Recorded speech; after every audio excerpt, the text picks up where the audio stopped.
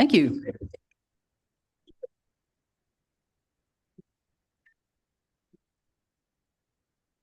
Very slow. Thank you. Okay, Madam Mayor, it is 6:08 and we are live. Good evening, everyone, and welcome to the Lake Worth Beach City Commission meeting of Tuesday, November 7th. May we have the roll call, please? Mayor Betty Resch. Here. Vice Mayor Christopher McVoy. Here. Commissioner Sarah Maliga. Present. Commissioner Kimberly Stokes. Here. Commissioner Reynaldo Diaz. Here.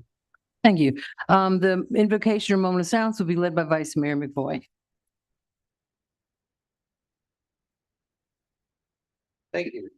I'm going to ask your indulgence for two quite separate things tonight. One at the world level, one at our local level. First, I think we're all aware of what is happening in the Middle East. I think everybody is probably in all sorts of different ways tormented about it. I want to be very clear that the Hamas attack was atrocious. I also want to be clear that there are a number of people in the world who are suggesting that what is happening now in Gaza is also not a good thing, to say the least. And rather than say any more on that myself, I'm going to read to you the words of a Jewish history professor at the University of California, who wrote recently to his university and the conflicts that were occurring there and protests. All too often, this is Professor David Myers, Jewish history there. All too often, we insist on condemning the moral failing of the other, but not ourselves. We desperately need an alternative. Might we dare to imagine the possibility of coming together as a community, mourning together, insisting on the dignity of all human life together, and demanding peace together? Such a convening, perhaps in the form of a vigil for peace, would not bring an end to the violence in Israel-Palestine, but it would allow us to affirm the fundamental teaching found in both Jewish and Muslim sources, that to save one life is to save the world, and to destroy one life is to destroy the world. Even in the midst of our mourning, let us strive to find the better angels within us to see the humanity and suffering of the other. On the local scale, I'd like us to take a moment of silence for Eulalia Jose Castillon, 32, mother of 3 children, driver, what they call raiteros, driver of children to bring them to schools in town here, an exemplary English as second language student who was the victim of domestic violence 2 Sundays ago. She was murdered by her husband. She leaves 3 children here. She lived on A Street, not far from where I live. May her soul rest in peace, and may we all work harder to prevent domestic violence.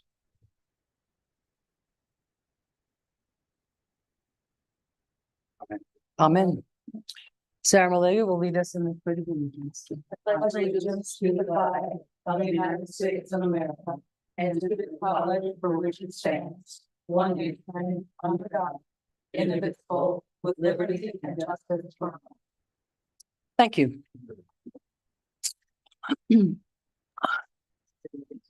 The agenda, do we have any additions, deletions, or reordering? I see that the quarterly update by Joan Oliva has been crossed off. That's taken off the agenda, right?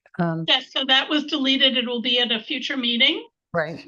And then under upcoming meetings later in the agenda, the November 21st regular meeting has been canceled as it's 2 days before Thanksgiving. Okay, it's actually, yeah, it's not on here, but yeah. Okay, thank you. So do I have a motion to approve the agenda as Motion amended? to approve. Do I have a As second? amended? Second. All in favor? Aye. Okay, now presentations. Our first do I have an echo? Is there an echo as I speak? Okay, yeah, thank you. Our first presentation tonight is from Tiffany Cox, who's the Lake Worth High School band director.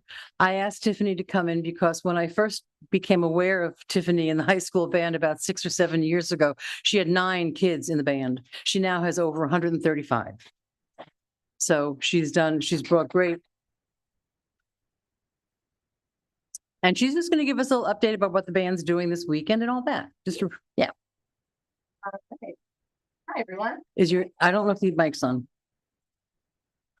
Should be better at that, There right? you go. There we go. Hi, everyone. All right, I'm gonna do this because I want to address everybody. Okay, so I'm Tiffany Cox. I'm the band director at Lake Worth High School. It's an honor to be a homeowner in Lake Worth Beach and part of our community. I wanted to update everybody, not ask for anything, just tell you all the great things our kids are doing because I feel like a lot of time we kind of get the shaft as far as good things go. So at Lake Worth High School, our marching band is doing super incredible things. We are going to the state marching band championships this weekend in Clearwater, Florida. Yeah. We are also in the midst of an undefeated season where we have earned superior ratings at the at the district level. And we've won first place at every single competition we've gone to so far. Do I control this? Or is that a Melissa thing? Do I control it? Is there a remote on the, Where do I point There it? you go. That laptop. Hey, next. Hey, there we go. All right, I brought you pictures of the kids because they're precious and adorable. And because we have a really great partnership at school now where we get professional pictures of them all the time. So might as well take advantage of it. They'll be in this week's Lake Worth Herald. Shameless plug for that. Get your subscriptions. All right. So in the past 7 years, I'm proud to announce that we have earned over $200,000 in grant funds. Yeah, that's a lot of my spare time. That have been used to purchase music technology equipment, provide instruction for private lessons, and purchase new instruments, as well as repairing our existing inventory, which dates back to 1963. So we desperately need some repairs. This year, we've been undefeated. It's fantastic. We earned a superior rating at Marching MPA, which is our SAT for band. And in the midst of all this, we've not lost sight of our goal, which is bringing quality music education experiences to all Lake Worth Beach students. So we've been hosting events that bring our local elementary school students to Lake Worth High School and our local middle school students to the high school as well. It's been a really great year. A couple of weeks ago, we did a middle school band night where we had 300 band kids in the stands. So we're keeping music alive and well, and we have a really great administration at Lake Worth High School that really supports the arts. So there's really good things happening there. So we're trying to keep kids in music all the way from kindergarten to 12th grade. This weekend, we're making Lake Worth Beach proud by showing up at the Florida State Marching Band Championships in Clearwater Beach. Our band boosters have been raising money for us, and I'm proud to say that we are almost at our goal, due largely to support from incredible alumni and from our city and from just donators throughout Lake Worth Beach. We are so fortunate to have the support of our incredible community.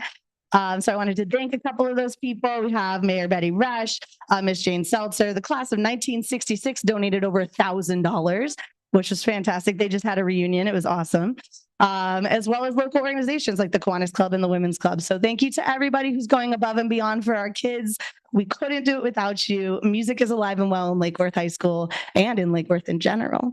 And we look forward to seeing you all. We will not be at the Veterans Day Parade because we'll be in Clearwater, which is super unfortunate for us because we love performing for you all here. But we'll be back for the holiday parade, December 9th. So we'll be there for that. And we do tomorrow night, we have a free show. I don't know if I put it in here. I didn't put it in there. We're doing a friends and family show at Lake Worth High School at 7 o'clock on the football field. If anybody wants to come and see the kids. Thank you. Dr. Cox, what is the theme of your this weekend? That's a fantastic question. So this year we actually have a theme of a first generation Latina story. So it's the story of a young girl named Renata, whose name means rebirth. And she's struggling with the weight of a name and how her family has passed down a name for generations, but now she's in America. And how does she cope with the tradition versus the modern and fitting in with her friends versus her family? So we did a lot of original compositions to demonstrate the struggle of finding yourself in a new place away from your homeland. But also one of the songs that we did is a Mexican ska song. So it's like pop rock, punk rock kind of thing. It's very edgy and very exciting. And the kids are having a great time with it. Our band this year is made up of, well, we have 137 kids and we are 80% Latino. So it's super fun and it really resonates with our kids, and they've had a great time telling their stories through our story. So it's been an especially poignant show to bring to communities. Will it be filmed? It is always filmed. All right. We actually have a super awesome band mom who made a Instagram and a YouTube channel. That's Lake Worth High School Band Mom. And it's my favorite thing. So she posts videos and pictures of the kids all the time. So if you're on Instagram, follow her. She doesn't have a Facebook. We have a band Facebook though. It's LWCHS Band if you want to follow us. Thank you so much. Thank And you. Keep up the good work. Thank you. Next up. Yeah, I know, it's great. Municipal Tree Planting Partnerships presentation by Mark Cassini, who is the co-founder and executive director, and Josh Weiner, who's the engagement and communications director of Community Greening. Hey. This is a tie-in. There's going to be a tie-in later in the agenda with trees. So this is very topical. Hi. Okay. Good to see you. Thanks for having me, Mayor, City Manager, Commission. I'll do the same so I can just talk to everybody. So yeah, Mark Cassini, Executive Director of Community Greening. We're an urban forestry nonprofit. So that means we are working with the community to plant trees and increase the tree canopy. So we've been doing this for 7 years, and we really started in Delray Beach because people were concerned about trees coming down. And we're losing tree canopy in South Florida, Southeast Florida, at a really alarming rate. We're one of the top 3 states in the country for how fast we're losing green space and trees. And, you know, if you can kind of tell just by driving around that that's happening because we're developing really fast. We also have hurricanes and losing older trees. So I'll start here with the clicking. Or is it up? Oh, yeah. Okay. Well, I guess I can't see where it's at, can I? We should not see it. Huh? We should see it. Oh, okay. It's not up though. Madam But Clerk, somebody get this man his slides. it's all right. I can keep talking while we get the slides up. So really, we are, here we go. Okay. Company starting it. Thank you. That's all right. Let's see. Okay. So we are a member of the Arbor Day Foundation and the Alliance for Community Trees. There's groups like us all around the country. And okay, here it goes again. So anyway, there's groups like us all around the country. People have been doing this since the 70s and the 80s. If you're talking about LA, Chicago, Atlanta, DC, they have an urban forestry nonprofit working with the city. And that's really what we've been doing. And we're working closely with Delray Beach, with Boca Raton, with Boynton Beach. We have a contract in Hallandale Beach to plant trees with the community and also give away trees. So we're now at 15,000 trees in 7 years. And like, for example, in Delray Beach, we're doing 2,000 trees a year.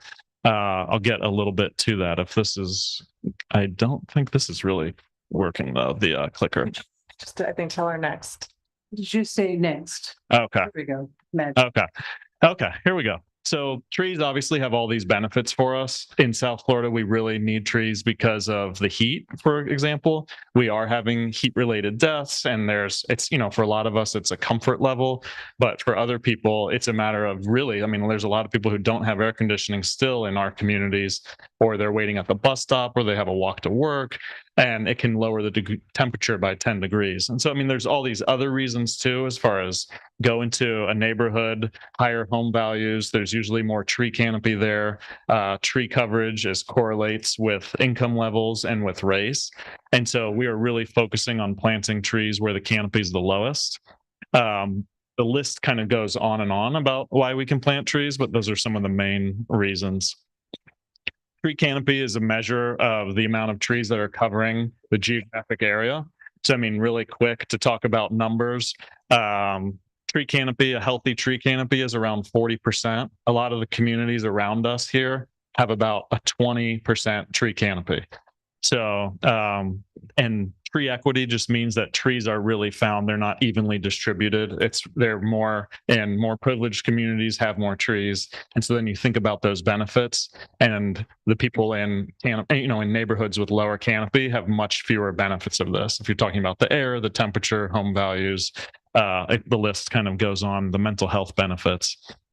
Just trying to be quick because we don't have too much time, but to give you an example of some cities around us, what their tree canopy is, that kind of gives you an idea.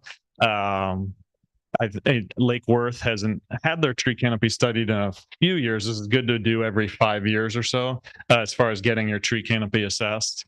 And what they can do then is, these are done by engineering companies. They can tell you how many trees do you really need in your city to get up to a certain canopy level. So like in Delray Beach, for example, I'll tell you about the campaign in a second, but to give you an example of cities that have preserved their canopy or that are continuing to plant, this gives you an idea of, we were just in DC for the World Forum a couple of weeks ago, and you can tell it has a 35% canopy, or Atlanta has really preserved it with the green belt and all the different projects they have. We keep losing canopy down here.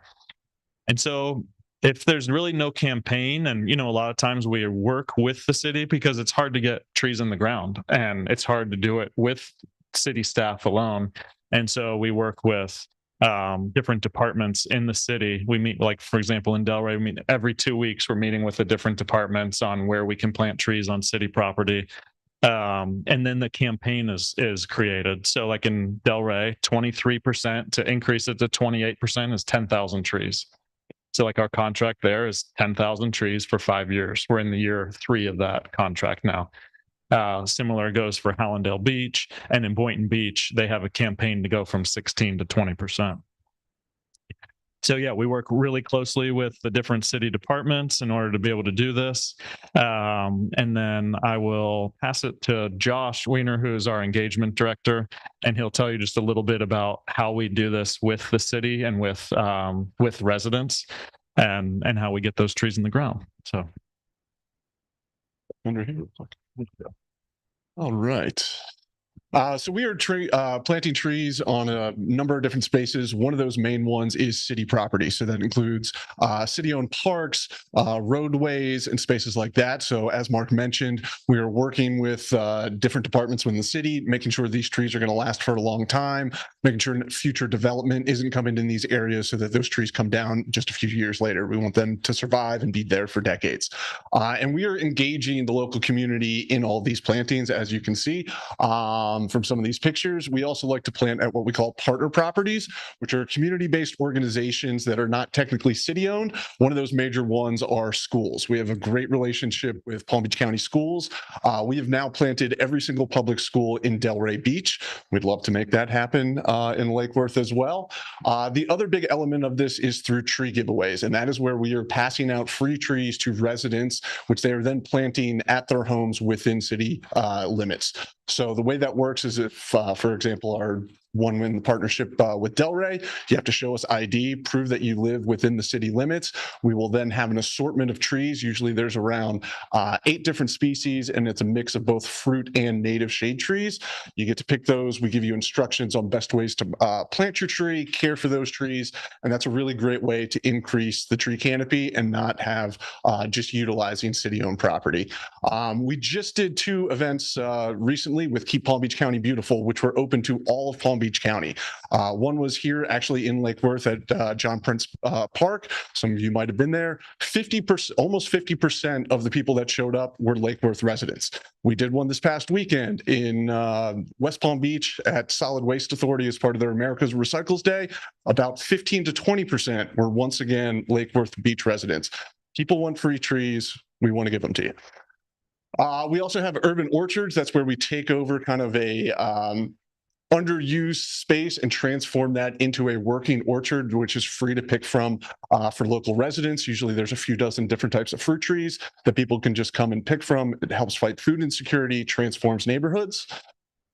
We have a youth tree team of high school students that are helping to maintain our trees. These are actually paid interns that work every Saturday for us. We've got a team of tree techs that are maintaining every tree that we plant for an entire year to ensure that they become established. That is the most key time after planting a tree, so that and being that we plant natives, after that 1 year period, they can basically survive on their own. We have a nursery space in Boca where we are growing up thousands of these trees for plantings and giveaways. You can support our mission, and then I'm just going to show you a quick video on our partnerships, which hopefully has some sound. No. Which it doesn't, which makes it a little bit less working. But basically, that was just going to show you that we partner with a lot of different cities and are doing this all over the place. It's really engaging the community. It's helping provide and build environmental stewardship and really transforming a lot of space that we can do. And that's basically that. We'd love to answer any questions that you have. Thank you very much. In presentations, we really don't go into questions and answers. We're going to ask you, I think we've asked you to stick around until we talk later about the tree issue on the agenda. And it's funded from the city. Is that essentially just 2 minutes on how things get funded? Yeah, so that is through a contract partnership with the city itself. That can be arranged a number of different ways, whether that is based on, like Mark said, a campaign to plant a certain number of trees over a certain amount of time, typically 2,000 trees in a year or something along those lines. And how we break those up would be a discussion with the city of whether that's plantings at city parks and city property or more on the giveaway side for residents. Our other sort of sourcing and funding comes from grants and opportunities like that. That is not restricted to certain areas, but we're always trying to expand and open up the opportunities more where we can. Hence why we did a recent giveaway here in Lake Worth that wasn't funded by the city itself. Thank you. Thank you. All right. Thank you very much. We do sometimes ask some clarifying questions if we might. A question, ask because we have quite a few things going on tonight. Great. Just a question, and thank you, wonderful work. I'm glad you're doing it. Big tree fan, natives and fruit trees, glad you're doing both. One of the concerns that I've heard repeatedly, we used to do tree giveaways as well here as part of our tree board. One of the concerns I've heard is follow-up, that not everybody plants them, or they plant them and they don't water them, they don't water them long enough, et cetera, et cetera. Do you have any form on your giveaways or on your own plantings of following up, say 2-3 years and coming back to check how things are doing? We don't necessarily follow up on the giveaway trees 2 to 3 years later. We do provide information with all those trees on proper planting, the watering schedule that's needed, and then there's facts for every individual species. So some might need more shade and sun and things like that. So one of the biggest keys is ensuring all the things are done before the tree goes in the ground. Some of our partners with cities do also that follow-up. We track every single tree that we plant, including the giveaway trees. So when you give us your ID to show that you live in Lake Worth to get a tree, we'll take your address as well. For example, the city of Delray just did an entire inventory of all those trees. So they were actually following up and going to those homes as well. Our trees, we've found on the rough average, it's in the 80 to 90% survival rate. And that is even higher than what the national average is from what we've heard from other groups around the country. Great, thank you. Thank you. Okay, now we have some proclamations. The first one I will read is the proclamation declaring November 11th to 16th as National Hunger and Homelessness Awareness Week. Whereas the state of Florida ranks 15th in the nation for the highest homeless population, and 1 in 7 of the state's population struggles with hunger.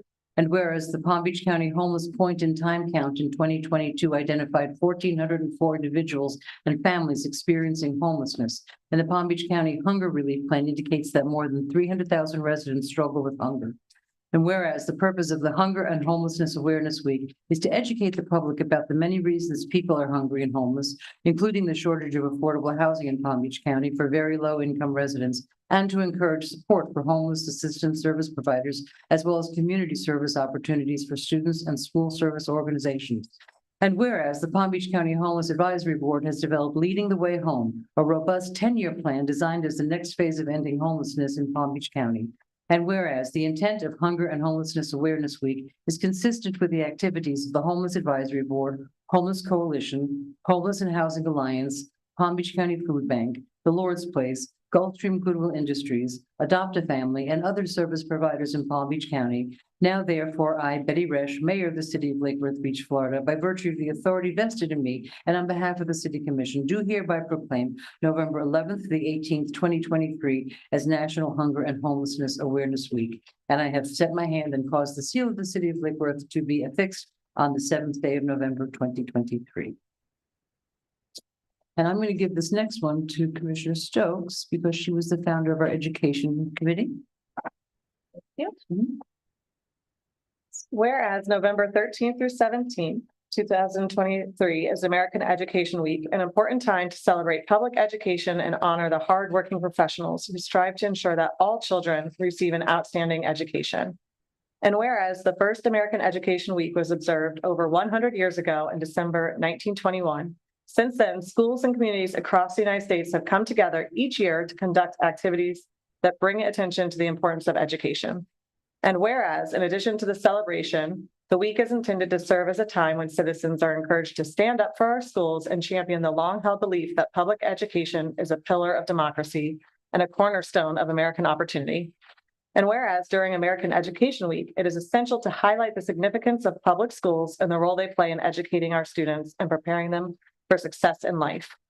And whereas the City of Lake Worth Beach recognizes the important role that an effective education plays in preparing all students in the City of Lake Worth Beach to be successful adults and is critically important to the economic vitality of the city. And whereas we are very proud of the public schools in Lake Worth Beach, which provide opportunities for young people in academics, athletics, music, and the arts and extracurricular activities, and also serve as an integral part of our community. Now, therefore, Betty Resch, Mayor of the City of Lake Worth Beach, Florida, by virtue of vested in her behalf of the City Commission, proclaims November 13th through 17th, 2023 as American Education Week.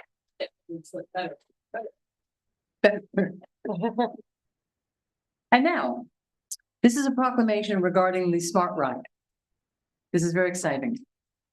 Whereas in 2003, the southernmost HIV/AIDS ride, also known as the Smart Ride, was founded by Glenn Weinzheimer out of his own personal story of diagnosis and survival with HIV/AIDS, and is an annual 2-day, 165-mile bike ride from Miami to Key West. And whereas since its inception, the Smart Ride has grown to become the second largest HIV/AIDS bicycle ride in the country, and the only one of its size to give 100% of every dollar raised to its beneficiaries. And whereas on November 17th and 18th, 2023, the Smart Ride will mark its 20th and final ride through South Florida. Since 2003, nearly 10,000 riders and crew have participated in the 165-mile journey from the University of Miami to Key West through the cities of Coral Gables, South Miami, Pinecrest, Palmetto Bay, Goulds, Cutler Bay, Homestead, Florida City, Key Largo, Tavernier, Almirada, Layton, Marathon, Big Pine, and to the final destination of Key West. And whereas during the course of the ride's history, over $14.95 million has been raised with the goal of reaching $17 million total by the end of the 20th anniversary ride to directly benefit and support HIV/AIDS service organizations and their clients infected, affected, or at risk for HIV and AIDS in Florida. And whereas through the events the Smart Ride produces, including the ride and various community functions throughout every calendar year, they assemble and sustain a group of thoughtful, committed citizens who build relationships and raise funds to positively affect the lives of people whom the citizens may have never met. And in doing so, challenge themselves to stretch the limits of what they thought they could do. And as an individual, and whereas the values of the Smart Ride are transparency, stewardship, empowerment, and collaboration. Through the combination of individual contributions and public-private partnerships, the Smart Ride is committed to creating, producing, and overseeing community-based events in which 100% of what the participants raise is given to benefiting service organizations. As such, the ride acts as an avenue for change in the nonprofit fundraising community. Now, therefore, I, Betty Resch, Mayor of the City of Lake Worth Beach, Florida, by virtue of the authority vested in me and on behalf of the City Commission, do hereby proclaim November 17th and 18th, 2023 as the Smart Ride Weekend. In witness whereof, I have here to set my hand and cause the seal of the city of Lake Worth Beach to be affixed the 7th day of November, 2023. And I just want to say, Lake Worth Beach and Compass and the community of Lake Worth Beach has proudly participated in the Smart Ride for many, many years, a source of great pride for all of us who live here. So I would like, we have some folks here, but I'd like to have it come up.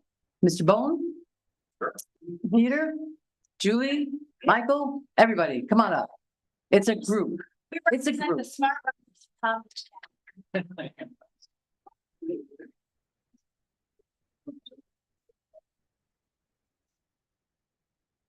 And Bill, if you just, this is Bill Bone, who's one of the head honcho of all this. No, Julie Seaver, CEO of Compass, but I will say this. See? Yeah. I will say this. I think Lake Worth Beach is a role model for every city in America. I was born in West Palm Beach. I grew up in Delray Beach, but I love everything about Lake Worth Beach. Thank you. Thank you. Thank you for everything, Julie. Thank you so much for this proclamation. It really means a lot to all of us who have been putting our heart and soul into this ride. Yes, it may be the last Smart Ride, but we have some really great, smart, hardworking folks in this room. And we could plan something for Palm Beach County, heads in beds, travel and tourism and all. But the thing about the Smart Ride is that it truly makes the impossible possible. And it has changed so many lives that I know that the legacy of the Smart Ride will continue. And we're going to take this proclamation and it's going to travel along with us the 165 miles over all the bridges. I think there's 47. Oh my God. I know. I'm a little nervous about it. And present this proclamation to the founder of the ride, Glenn, and see how we pedal together in 2024. Our hearts go with you. Thank you. Let's Safe have a ride. photo. Let's go down.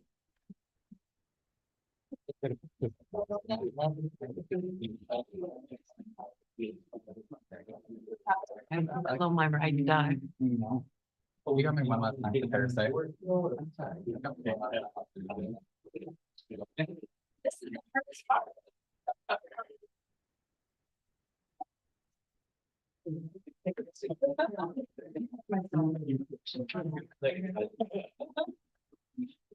No.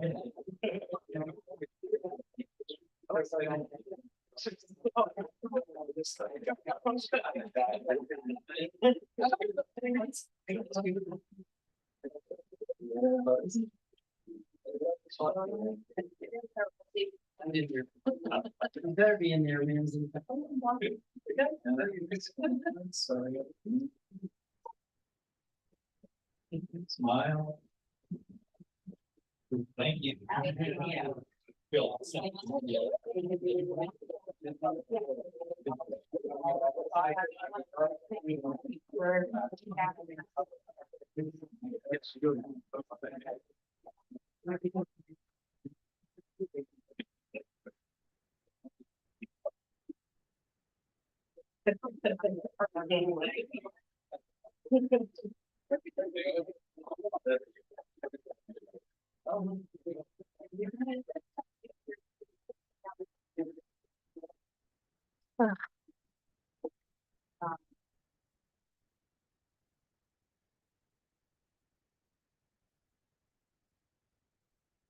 These are difficult times for a lot of people.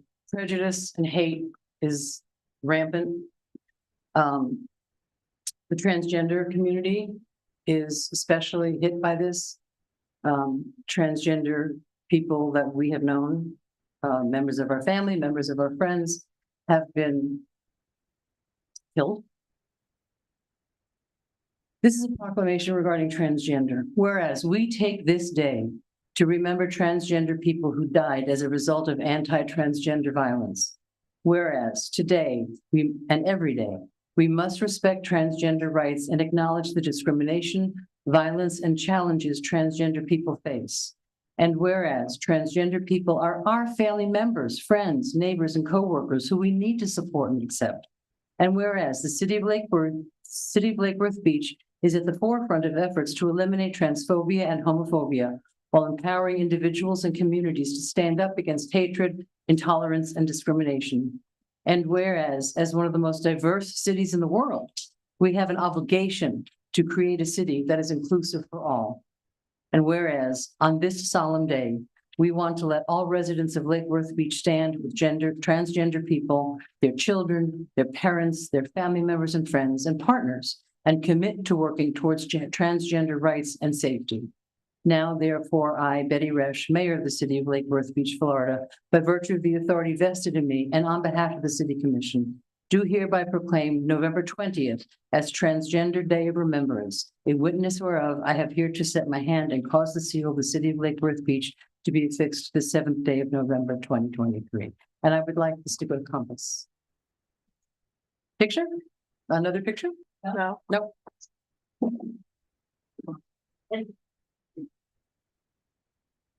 Thank you so much. Respectfully, we do not want to be taking a photo smiling for this proclamation, but we really appreciate the city's support because this is a proclamation that really rings true in our hearts every day.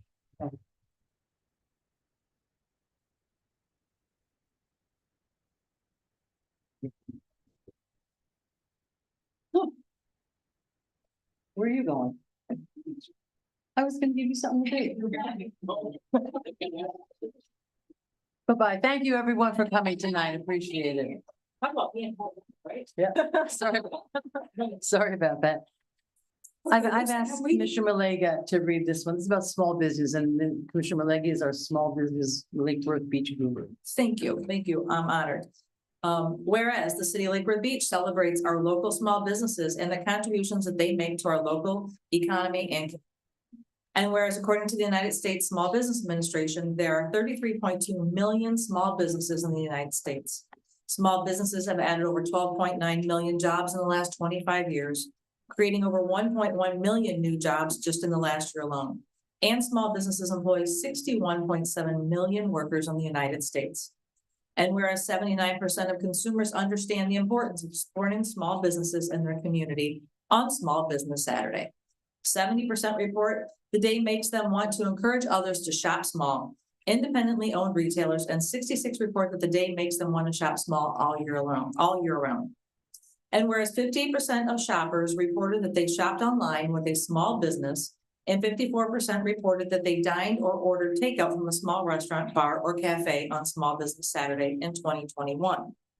And whereas the city of Lake Worth Beach supports our local businesses that creates jobs, boosts our local economies, and preserves our communities. And whereas advocacy groups, as well as public and private organizations across the country, have endorsed this Saturday after Thanksgiving as Small Business Saturday. Now, therefore, she, Betty Resch, the mayor of the city of Lake Worth Beach, by virtue of the authority vested in her, and on behalf of the city commission, do hereby proclaim Saturday, November 25th as Small Business Day, and urge all the residents of our community and the communities across the country to support small businesses and the merchants on Small Business Saturday and throughout the year. In witness whereof she has unto set her hand and caused the seal of the city of Lake Worth Beach, Florida, to be affixed the 7th day of November 2023. Shop small. Thank you very much. Because when you support small, it goes back to things like the van. It stays in the community. Okay, now you can go ahead. Okay, now we have commission reports, liaison reports, and let's start with District 4. All right, I have quite a bit. I'll start with something a little bit sad, and that is our transit community lost someone recently, last week. Clinton Forbes, who for many years, since 2017, was the executive director of PalmTran, and he suddenly passed away at 55 years old.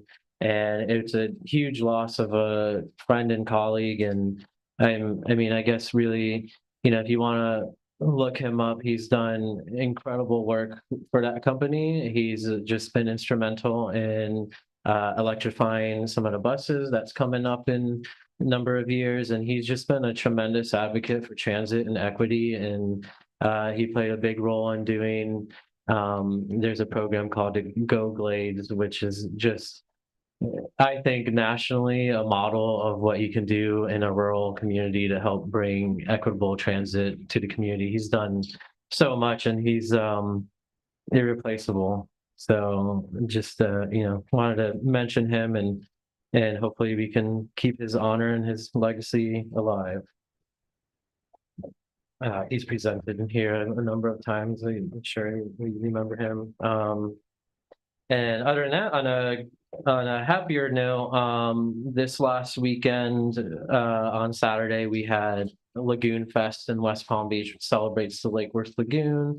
And it was incredible on so many levels because that event, which of course I'm on the steering committee of the Lake Worth Lagoon Initiative representing League of Cities. And even before then, I've been involved with Lagoon Fest for many years now, and it's pretty incredible seeing it grow. And it really is an event that is that it grows because of the volunteers that are involved. And when I say it's a small army of volunteers, like it really is evolving into that. And volunteering is such a tremendous thing for any community to undertake, and it's really great to see those sort of things come alive. And I only mention that because a considerable amount I noticed this last Lagoon Fest, it just really stood out to me that between some of the organizations that are involved tabling and the volunteers and people who just came up to my table specifically, there's a lot of Lake Worth Beach residents that are involved with that, and a lot in groups like Sierra Club and things like that, who they all live here. We always like to talk about how our town is a very environmentally friendly town, and it really shows on events like that because it's pretty noticeable the amount of people that turn up and are really proud of our city. And one of the things that we were able to celebrate is the initiative. We were able to secure $2.8 million for lagoon projects countywide. And although none of that really directly comes to Lake Worth this round, there is a considerable amount of money that's going to an issue that I know is always in the back of people's minds, and that is our derelict vessel issue and the maintenance of our shorelines. And we've made a lot of progress with that. I've been working with the county, of course, and thank you, PBSO. And there's been a number of stakeholders really taking a hard look at this issue because we're not getting a whole lot of help from the state or Tallahassee. So we just kind of have to do it ourselves. And luckily we have an ally in the county, Jenna McNeil. She has been quite literally, she has become the state expert on this issue, it almost seems like. And the good news is it's a long, complex thing, and we've made a lot of progress on trying to speed up the process of cleaning it up. You may have noticed over the last couple of weeks, a number of boats have been picked up because we were lucky to have a barge with the right equipment on. And that's really key, right? Certain municipalities like Riviera Beach, they have their own boats, they have their own equipment, and they kind of handle that work themselves. So what do communities like Lake Worth and Lantana and others do when we don't have those kinds of resources? Is we need to work together, and we're hoping that there is a vote that's coming up in December next month that the county is going to take on. And the short version is, if they pass that policy change, there's a certain number of money that's available to the county to undertake this work, and they need to pass that vote. And the result is through interlocal agreement, which hopefully will be the first to sign this agreement with the county, is it'll smooth the process, will work quicker, and there's a sharing of resources. On its face, the policy is written that the agreement says we should cost share some of it. The county is confident that they actually have enough money to handle the problem without us paying actual money. The way that we're going to cost share is that we have our own resources, like a really nice boat ramp that they can pull these things out of, things like that, that we can kind of step up and just work together and make this process better. Because believe me, we hear you. It's a really painful and needlessly complicated legal issue that we're all forced to navigate. And it's gotten to the point where even the chair of FWC has made a comment about how ridiculous it is. So we're hoping that the process and through these local initiatives that we're kind of bringing more attention to it, and hopefully finally making some movement so that it's taken seriously by the state and we're given the resources to address it. So hopefully that's coming and things are getting better, maybe not to the speed that we want them to, because it's you clean up literally 8 boats and then 6 more show up right behind it. And it's just the most frustrating thing to watch. And I get it. We feel the same way. And on a another note, I was approached recently and and I'm only bringing this up now because of timing and we don't really have another opportunity. Everglades Law Center reached out to me and what they are involved in a case, if you will, that involves Lake Okeechobee water management. And they reached out, as they have reached out to a lot of municipalities, to sign on to a brief that they're turning in on November 20th, which basically the short version of this water issue is they're kind of arguing that the water that comes down to C51 towards our spillway park, this is why they're asking us because we're directly impacted. That water should either go south to the Everglades or it should be used for irrigation for agriculture. And of course, when it's used as irrigation, then we're generally the fallout of the extra water that gets sent our way. So they asked if we would like to kind of sign on and add maybe like a paragraph of impact on why we feel this water needs to go to the Everglades because we have Spillway Park and so on and so forth. So I guess the ask is if there's consensus, or I don't know if we need a motion, I can connect Everglades Law Center with Carmen and she can spread, share the information and what's needed so that we can take the next step. And the deadline for that is? Well, they're turning in their brief November 20th, so we can get in. No problem. And tried and true on the environmental world, the ink's so wet when you turn it in, but we probably have That's like a any week or brief. so. Yeah.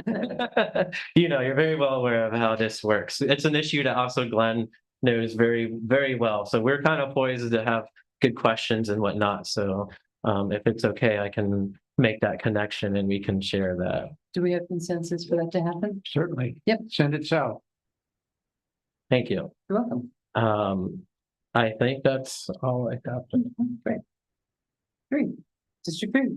Okay, so in the last couple of weeks since we last met, I was able to go to Highland Elementary School and participate in the Read for the Record and read to 3 different classes. The book was With Lots of Love, and it was a great experience. The kids are amazing. The trunk or treat at North Grade happened, and they always like to have each card decorate in a theme of a book to promote literacy. I think Mary's always there with the little free libraries and participates. I always do Ada Twist Scientist because I love that book. And then I know a scientist who loves playing with gadgets and bringing them everywhere he goes. So we bring Chris along and he sets out a table. The kids get to play with the gadgets. In that book series is also Sophia Valdez, future Prez, a little budding activist who fights to turn a dump into a playground in her community. So that's the table I do. This year, I thought to promote civic engagement, I'd have the kids write a letter to our mayor. Thank you. In the theme of Sophia Valdez. So we had this little mailbox out on our table. And the kids all wrote, we got a decent number of letters. They're not very lengthy. These are elementary school kids. A lot of them just saying, thank you. I will read every one. Can we have more playtime? Will you play with me? Sure. And I said, maybe she'll come read to you. Maybe she can come on campus. I heard the mom was like, oh no, you can't ask for that. I'm like, yes, no, we'll bring her on campus. We'll get her. I know the mayor. Yeah. I know her. So it was a fun experience just getting some engagement with the community and city hall. So it was fun. The Read for the Record thing is just amazing. I think a few of us participated in it this year, and you walk into the school and you're like a rock star. You're like an outside person that they don't see every day. And I would encourage all of our citizens, if you have extra time, we have elementary schools in our town. If one morning a week, you could go and read a book to a couple classes. They are starstruck. They are so appreciative. It opens up their minds to the world around them. So I'm sorry to, That's great. I also today was privileged enough to meet our new self-loan officer. I think a few other people have been having meetings with him. Pierre, I believe his name is here. He's from the community. He's excited to get this opportunity that we approved, I don't know how long ago, part of some budget cycle. So now we'll have this officer here. He's reaching out to local businesses to get local contractors to participate where they vet the contractors. So if you need an unsecured loan and you have a hard time getting a loan for things like energy efficiency, insulation, a new roof, new windows. They can really provide that benefit to the residents who otherwise might not have it. I think the default rate was something like 2% or something crazy low. But they also are looking for local contractors that they can vet. So when you know you've taken that loan out, you're going to have a good job done. And then that money is going back into the local contractors. So, And I met with him briefly today Yeah. before you met with him, and I said, is this, is it low income only? He goes, no. You can actually earn a decent living and still get one of these unsecured loans. So I suggest that it's called SELF. so And we have literature that I think he's meeting with the NAPC, or he sent an email to them. He's really getting out and trying to promote this. And I believe it was 60-40. So they do have a quota. 60% of the loans do need to be for low, moderate income. And then the other 40 could be for anybody. It's a loan. So if you want to take advantage of it, interest rates are 5 to 9.99%, and make some improvements. So that's exciting that he's here, he's got an office, and he's getting started. Two things coming up in the near future through the Education Task Force. We have partnered with Amelia Smarty Plants and Erica Whitfield, and we're going to be doing some, speaking of community greeting, we're going to be doing some planting at Lake Worth Middle, Highland, and North Grade at the end of this year and early next year. So that's exciting. We wanted to tackle the north side of the city this year, and if all goes well, we can look into doing the south side of the city and continuing those initiatives and partnerships. And the last thing that we're doing too is we're planning a education fundraising breakfast in January. So as we iron out those details, we will share them out. So great. District 2. All right. Thank you for the reminder. I'd forgotten a couple of those things. Commissioner Stokes is often a ringleader to get me to go to bring my science gadgets. I like to do hands-on things with kids. Kids seem to love it. So I too went to Highland Elementary for the Read for the Record. I've done that a number of years, and as the mayor says, it's really very rewarding. Kids love people reading. I was able to go to bilingual Spanish-English classes, so I had both copies with me. And I let the kids choose. You want English, you want Spanish, and we did some of both. The book was very nice, very relevant to the kids in our community. And I asked in advance permission from the principal, can I bring my hands-on gadgets? And she said, of course, we were expecting you to bring them. So I bring an old wooden telephone generator and a modern LED light and an old style antique light, and let the kids see the difference in cranking them, and they love it. Did more extended version of that with the trunk or treat, as Commissioner Stokes mentioned. Dated twist scientist, I believe. We did not have any candy, but that didn't seem to slow anybody down. And They tried giving it to us. they tried giving. Like, no. I think we We're good. rejected. And then very kindly, Lauren from Leisure Services asked the day before, "Are you doing it at the Little Scream as well?" And I said, "Yes, I'll be there." And she had a space for a table, and we did it there. I'm also happy to say that one of the things that I'm directing in the educational range, that I'm directing my discretionary funds from last year, is to a Guatemalan couple that make educational materials in Guatemala relating to language, to the Mayan numerical system, to the Mayan calendar. And they are things that don't have the feel of commercial educational stuff made in the US or maybe China. It's pretty cool. And they happen to be here for a different event and brought some of the things. So those will be coming to the elementary schools in town. And they already did some demonstrations at the Escuelita Maya at time.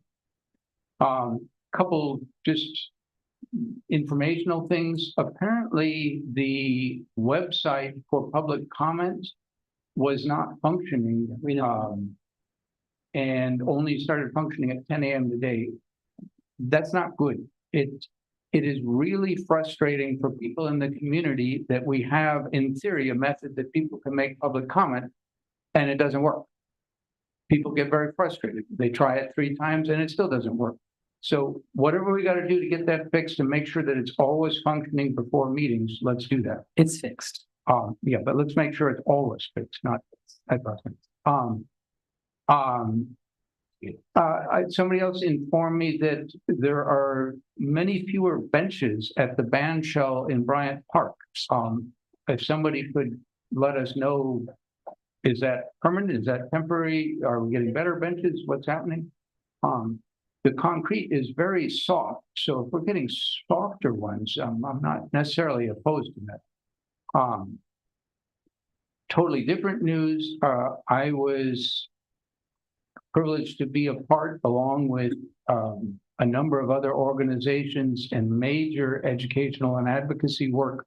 In this case, by Thousand Friends of Florida, the Sierra Club, Cobra, which is an organization of Western neighborhoods in further south in the county. The issue was the Ag Reserve, which many of you know, in 1999, money was it was voted on in the county to spend money to set aside land in the western part of the county and keep a fair chunk of it for agricultural use. And it unfortunately has been sort of whittled away at a lot over the years. Different commissioners have different county commissions have let more of it go. This one was a major attack on it that the county staff said, no, don't do this. It's a bad idea. It's bad precedent for changing policy. There was a swap proposed that they were going to, T.L. Holmes, the proposer, was going to propose a water project that, you know, it's pretty hard to say no to a water project in South Florida. Everybody wants more water storage. Unfortunately, it was very much oversold and undocumented. I was fortunate to provide technical testimony. Some people think that swayed 2 votes. So I'd like to thank County Commissioners Marcy Woodward, Mac Bernard, Vice Mayor Maria Sachs, and Mayor Greg Weiss for voting and the Ag Reserve. It's a big deal. Unfortunately, I had to go directly from that meeting at the county auditorium directly to vigil for the person I mentioned earlier, Eulalia Jose Castellon. There was a vigil for her. Many people in the community came for 9 nights. I was there, my wife and I were there most of those nights for at least part of it. And finally for a funeral on Sunday. So many things you get involved with as a county commissioner. And thank you. District 1. Thank you, Madam Mayor. I will not reiterate what a lot of my colleagues have already said. It's been a busy couple of weeks for all of us. And it's funny because as the calendar gets shorter and we see the end of the year, we try to go, okay, we can't meet that day, we can't meet this day, so let's get it all in. I was very honored to attend Fire Ops 101 this Saturday at Pike Road. And that is where you're invited by the firefighters union, EMT, from Palm Beach County, and you get to be a firefighter for about 5 hours. Thank God it was only 5 hours. I really lasted 5 minutes. It's really no joke for any elected that's invited. I was there with Commissioners Mac Bernard. Greg Weiss showed up after he was at the NAMI walk. Mike Barnett was there. Catherine Waldron was there, Representative Mike Caruso. So it was a good, I think 14 of us total. There's a couple other county municipal electeds, but just the helmet alone that they custom made for you is 7.5 pounds.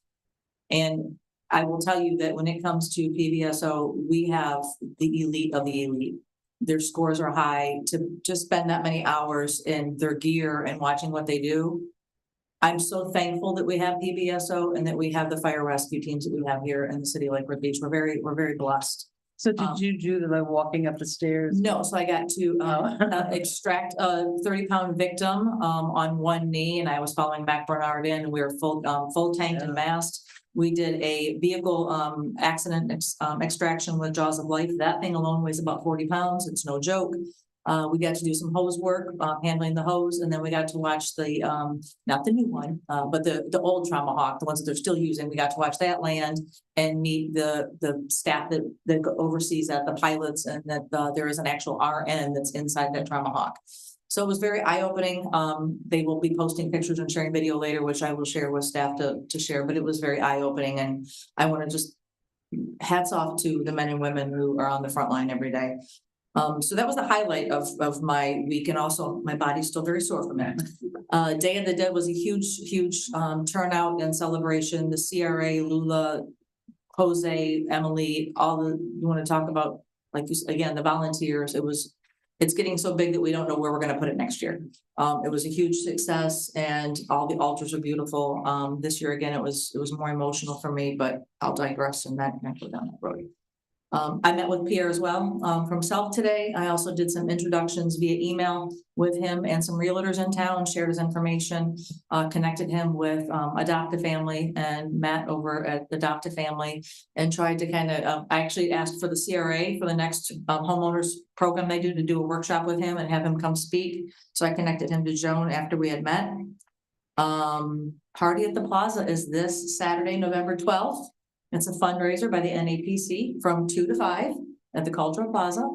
And it is a food drive and fundraiser.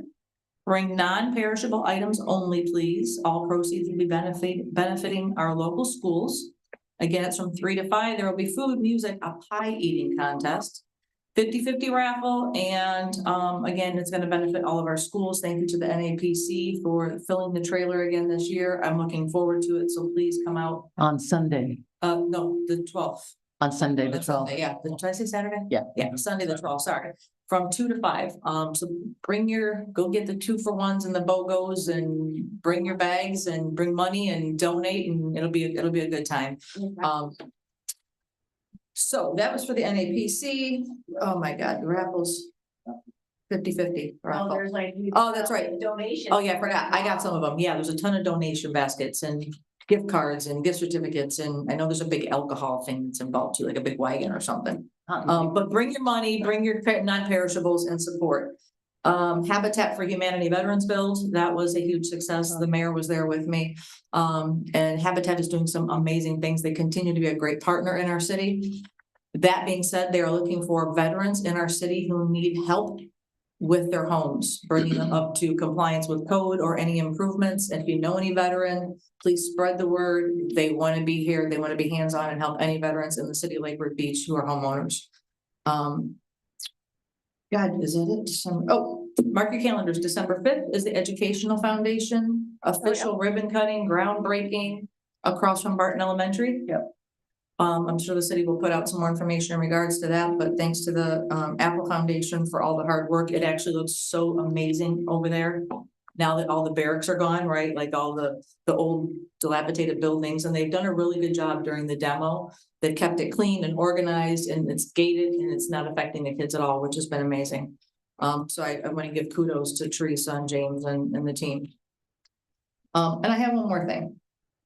Thank you for letting me read the small business proclamation. As an elected, our residents have access to me through my place of business. An envelope was dropped off for me at my place of business last week. When I opened it, I read the first page and I said, can't do this today. It contained a multitude of disrespectful, demanding emails from an elected to our city management and staff. And I just want to get through this and read this.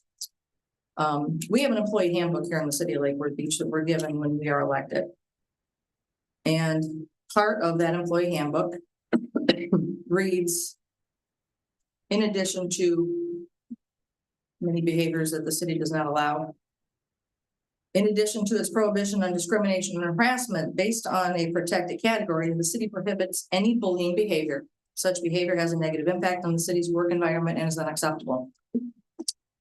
This behavior is unacceptable both in the workplace and by any employee in any setting outside the workplace, including but not limited to other work-related settings such as business trips and business-related events. This policy covers all employees and appointed and elected officials. Allegations regarding the inappropriate behavior of city employees or officials will be investigated. The city requires recording of all incidents of harassment or discrimination, regardless of who the offender might be, in accordance with the methods set out below.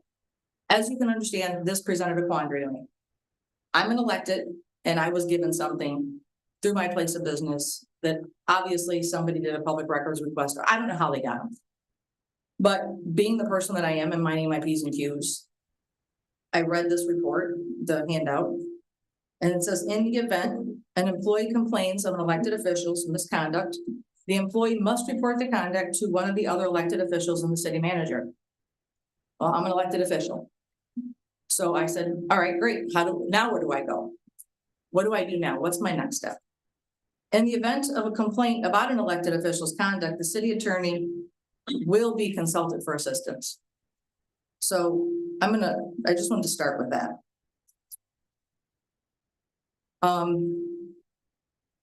Number one, Juan Ruiz was ridiculed and belittled over Benny's lease and quit.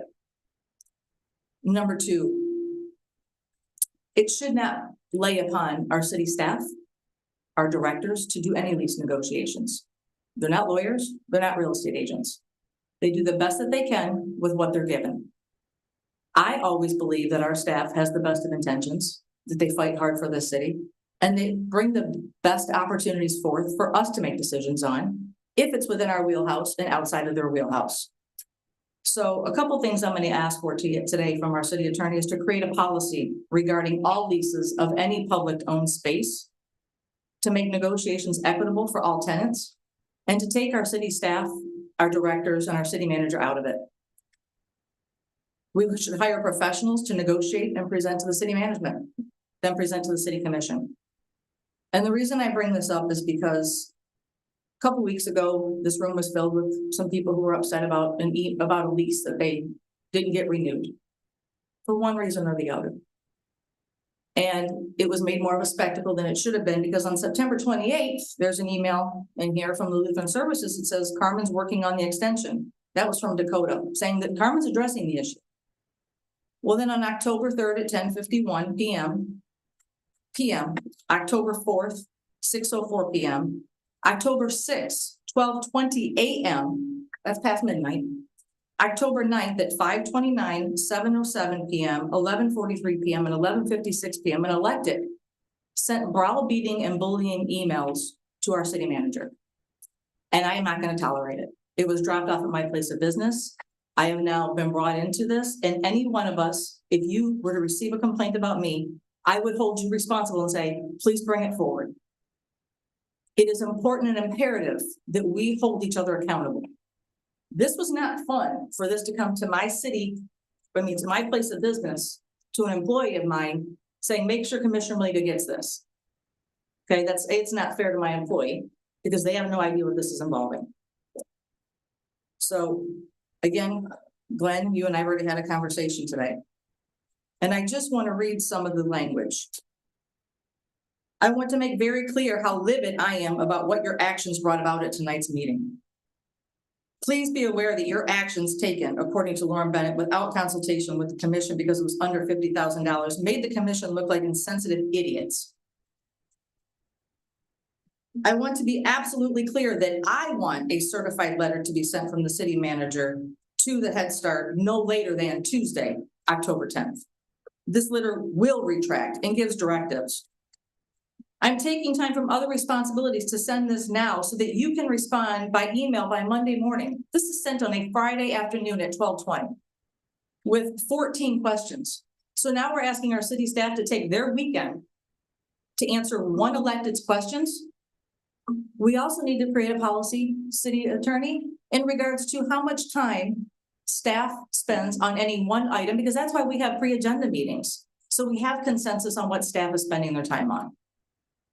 Let me be clear that I expect compliance with everything in my email as of October 4th. I don't talk this way to people, so I'm a little shaken up right now. Thank you for sticking with the deadline. The information is helpful for understanding the process. I trust we are still on schedule for sending out the retraction and welcome letter on Tuesday as described in my previous email. As your response indicates, that this was initiated by staff, please indicate all individuals with whom staff communicated with concerning this issue. That is termination of the Lutheran Services lease, yada, yada, yada. So the city manager spends her whole weekend and answers detailed 14 questions. That's her weekend, not with her family. Because now she feels that an elected is demanding that she does this. I look forward to answers to these questions on Monday morning, October 9th. I trust it will not take you long, as I'm sure that you've already had gathered all this information prior to sending the termination letter. Let me be clear that I expect compliance with everything in my email. If this isn't bullying, I don't know what is. And I'm not going to tolerate it. It's been brought to my attention. I have been brought in the loop. It has caused me to lose sleep and to be very upset and to spend time now that I didn't want to have to spend going, what are the steps that I have to take in as elected? What does our handbook say? And I never in a million years thought as an elected I would ever have to put into this situation. We are a city of 7 square miles. We're supposed to work together. So I'm asking the city attorney as a directive to please help us create policy so these emails will never happen again, regardless of who's on this dais. To take all of that authority and all of that pressure off of our staff for lease negotiations. And we also need to create the policy that anytime that staff spends more than 30 minutes on something, the entire commission should be in support of it. There should be no dictation of oversight of one commissioner derailing and railroading our staff. And it's not just the city manager, it's the leisure services director. We already lost Juan Ruiz. It's Jamie Brown, and I'm not doing it. This was brought into me in my personal business, and I want it stopped. I don't care if we have to hire outside counsel to look into this, but it needs to be addressed.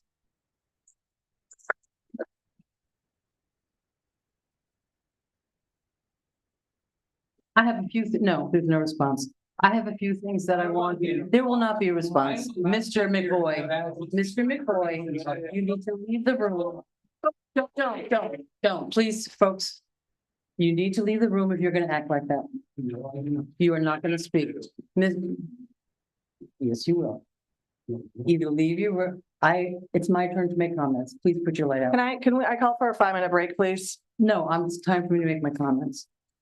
I have a few things that I want to start with, and starting out with Halloween and the little scream. Kudos to the staff, to the NAPC, to the folks that came, to the witches of Lake Worth.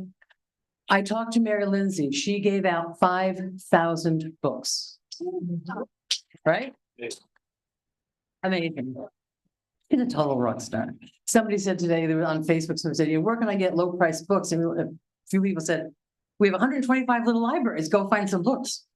Veterans Day is coming. I put these flags up here as a reminder to myself. I went the other day with Commissioner Malega and also Carla Bloxon from the CRA was there for the opening of the working of a veterans home built by veterans for a veteran family. And on this Saturday on 11/11 at 11 o'clock, we are having at the Cultural Plaza a Veterans Day ceremony. And this is like the third one that I've attended now. And you know what? Not enough people come. These are the veterans that, I can't say that I'm proud to be an American. I am grateful to be an American. I am fortunate to be American. I did not fight. My father did. My husband's father did. We are the great beneficiaries of the work that they did. And I think that we owe them a little respect. And it's the woman who is speaking as a speaker on Veterans Day is a woman she's a veteran, that she got a home in Lake Worth through Habitat for Humanity. And I also want to point out something that I had forgotten is that Ms. Malega is in fact a veteran. Yeah.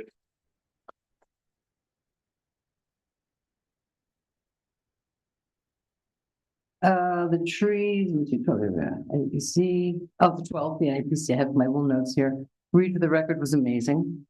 And I have to pick up where Commissioner Malega left off. I also received these emails. And I have to tell you, as I read them, I've been an employee and I've been an employer. And when I read these emails, which are public record, the level of vitriol and arrogance directed at our city manager with words like, I will, Sarah read some of the things. That's not our role. That's not how we treat each other with respect. That's not the way this city is to run. One of the things that I was committed to when we all got elected a couple of years ago was to, bring a little more civility to the city. And when I did not know what was going on until I was furnished with these emails, and to write to bullying in a situation where it's an inequitable relationship, we hire the city manager. If she's being harassed, and I would love for you to read these emails, because if you read them, you would be embarrassed. I demand, I insist, this will happen. That's not how we treat each other. I have sat in my office. I have never said anything, but I have sat in my office, which is next to the city manager's office, and I have heard this person yelling at the city manager. That's not how we treat each other. It's completely disrespectful. It's inappropriate. It's unprofessional. To say that the emails were disrespectful would be an understatement. Our staff works very hard and needs to be treated with respect. We cannot, there seems to be an assumption by a little bit on this dais that the city staff is not working for the good of the city, that there's some ulterior action going on. And number one, at the time, here's the interesting thing about it all started out with this Head Start thing. The contract with Head Start with the Lutheran Services was due to expire on November 1st, 2023. The Lutheran folks, the Head Start program, was well aware of that and made no contact with the city that they had any intention of renewing or asking to renew that contract. So to put it on the city like we didn't do something, let's be fair, that's on both sides. Our role, okay, our staff works very hard. My office is next to the city manager, and I've heard that. This is beyond unprofessional. That kind of behavior, and given these emails, in my opinion, is creating a hostile work environment, since we are the supervisors of the city manager. She is the supervisor of her staff. Our role is to guide staff on policy. We are not the day-to-day supervisors of staff. There has been, and I have discovered, a non-ending list of demands and criticisms aimed at staff. Projects given to the head of the electric utility, projects given to different department heads that I want this compiled. That's not our role. If any one of us has an issue or problem, we take it to the city manager and we address it through her. How can we expect our staff to come to work with enthusiasm and effectiveness if they feel as though they're working under a cloud, that people are looking at them with a critical eye, expecting them to make mistakes, and happy to point out any perceived transgressions? It is important to remember that the commission is in a position of power over the city manager. This relationship is not one of equals. That in itself can create a hostile work environment. It is time for the bullying of staff to end. It is not our place to make unreasonable demands of staff. An email with many questions sent to the city manager on Friday, 14 questions with a demand, I want this on my desk on Monday morning. That's not how you treat people. What happened and what failed to happen in this instance was that the person writing that failed to check the facts.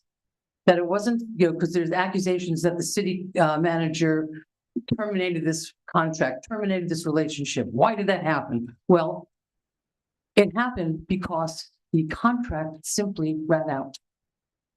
When the mayor, when the vice, Order. no, Is this not- this is not. Wait. Point of order, attorney, is this the intention of commission liaison? Accusations based on false This information. doesn't feel like an appropriate use of commission liaison report. I This am, feels very out of line to me.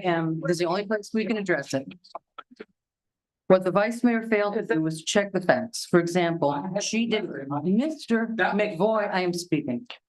The facts. I am speaking. Paper. Don't I'll move for a interrupt. 5-minute break. What the, Second. no, You have to call a vote.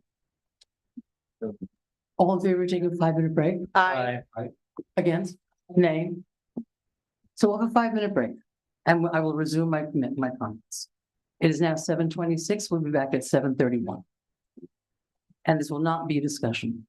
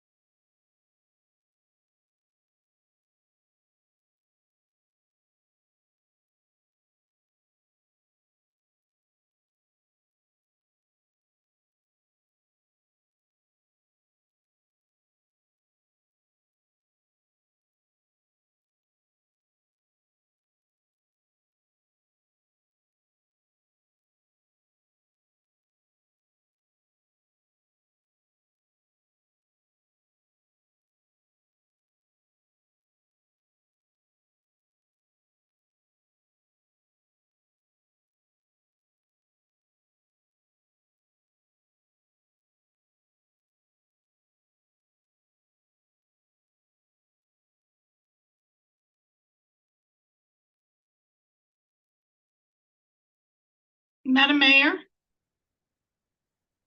I don't know if you're ready to reconvene, but you're muted.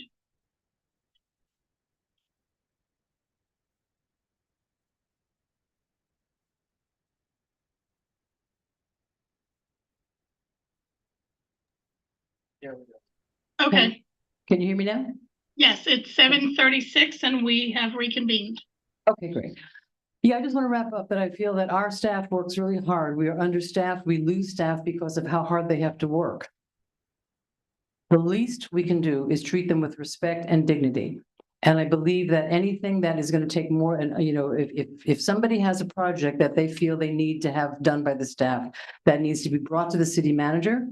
The city manager needs to make a determination in terms of how much time, and if it's going to be more than, say, a half an hour of time, it needs to come to the commission for approval to take that time away from the staff day-to-day working to do that. I believe, given, reading these emails was horrific. And I believe that the city manager deserves an apology. And I don't expect that to be public. And I will stop at that point. I'm sorry that we have to do this. But it's been going on for quite some time, and it reached a point with that set of emails that something needed to be said. So, Mr. McFoy, if you want to take 3 or 5 minutes to respond, that's fine. Otherwise, we'll move on. Thank you, Madam Mayor. I think that's very gracious of you to do that after quite lengthy comments that are not in the normal part of our liaison comments. The emails that you read, the quotes are accurate. Those were not made up. I was livid. And the reason that I was livid, the lease as amended. This is a September 21 letter. September 21. The lease as amended is set to expire on November 5th, and the city does not intend to extend such lease. This is to Lutheran Services of Florida, who since 2014 has provided, not, delivered us bananas or something like that, has provided Head Start services to roughly 60 families, the needier families in our community, since 2014. Their lease has been renewed every year since 2014. This year, on September 21st, approximately 45 days before it was expiring, they get the letter that said, I'm not going to read the whole thing, but the city does not intend to extend such lease. Please let us know if you have any questions regarding the expiration of the lease and LSF's removal of personal property from the premises. I don't know if any of you have been to Wingfield to look at those facilities. There is a lot that goes into setting up an educational area for young people. All kinds of furniture, all kinds of things on the walls, all kinds of things that make it a welcoming place for families. Pursuant to the terms of the lease, property should be fully vacated no later than November 5th, 2023. It should be returned in the same position as it was upon move-in, with exception of normal. Please return all your keys. Remember to cancel your internet service prior to expiration of the lease. The only thing it doesn't say is don't let the door hit you on the way out. My question, it was not an inappropriate thing that a whole bunch of parents, and many more of them could have come. I had nothing to do with that. You may laugh all you want, but I had nothing to do with that. When I found out about this, and the only way I found out about it is that somebody came to one of our last budget meetings and clearly wanted to speak. Wasn't quite the right place for them to speak, but they clearly wanted to. I thought it was appropriate to find out who this person was, didn't know them from Adam, didn't know what they wanted to speak about. It turned out it was about this letter that they had received and that had caused an enormous amount of consternation to those families. Let's think about Head Start families. These are families that need a lot in our communities. These are families that depend on Head Start, not only for the education of their young kids, but also so that they can work because they have a safe place for those kids. And they were getting 45 days notice that you're out. So my questions for the city manager was, how the hell did this happen? How many commission members were consulted before you canceled the lease on Head Start? And the answer, I was very careful to ask my questions.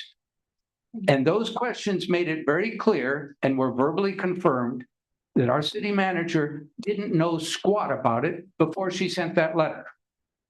And that's why I was livid. That doesn't excuse that. I'm very sorry, but that kind of behavior from our staff is not appropriate. I have no idea. I still don't have a clear idea. But as far as I can tell, Commissioner Malega initiated that whole process. You are absolutely incorrect. All right, Well, don't. And you know it's what? not a If that's what you're, conversation. no, wait a minute, Mayor. If you're gonna gun after me because you're a bully and this was Oh, brought to not my a bully. attention, Ms. first, Malega, no, I'm please gonna don't. answer that. You are not gonna bring this and put this on me. Staff was hired to do their job. Your problem is you like to dictate and micromanage everything the city staff does. Ms. That's why Malega, I sat here and I have just asked our city attorney to please put together a policy so you can no longer belittle our staff. Okay. You did this with the Ms. Benny's lease, Malega, but you know what? please. Hey, no, the green market lease just went, and no, you didn't have anything to say about that. So we're gonna take all of this away from the table and we're gonna make sure that there's a policy that nobody has anything to do with lease negotiations from the city standpoint. Hire professionals, real estate agents and lawyers to do it. So you don't have to micromanage and dictate and bully everybody out of their job. Okay, thank you. Mr. Thank you, if I I might. have another minute. Thank you. I have done considerable research to try to figure out how on earth would anybody in our city cancel a Head Start contract? I've asked, Don't, please. please. I still don't have a clear idea of how that came about. I have some guesses. The indications point that it did not come from any of the four commissioners that sit from here to my left. Ms. Malega, I please. don't know Please where it don't. came from, Don't. but your name has come up and other names haven't. That's all I can say. So if it didn't come from any commissioner, if it didn't come up from any commissioner,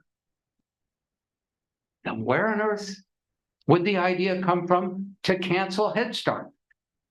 It's a one-year contract. Please. It wasn't It's up been for, they there didn't renew it. since 2014. Apparently State you the know facts, something about it. because I read the paperwork once it was dropped off at my place of business. Would you like video footage of that as well? Because I'll provide it to you. I don't. Okay, need then, that. I Ms. Malega, understand you were provided. All right, you have 15 That is seconds. why I was upset about this. And I wanted to make sure I asked the questions. Because I wanted to understand how on earth would our staff make decisions like that? It had to come from somewhere. Somebody had the idea to cancel their lease after 2014. What is that? 9 years of Okay. being there? That's 5 minutes. Thank Nobody you. had any That's 5 minutes, complaints about Mr. the Mr. service McCoy, they were That's providing. 5 minutes. So that's Please why I stop. presume it's not micromanaging. I didn't initiate that. I only responded when Lutheran Service. All right, Mr. McCoy. Thank you. Anything that you say does not excuse the disrespect. No, we're done. I We're done. appreciate, Madam Moving on. Mayor. Next on the agenda. City managers report. Sorry.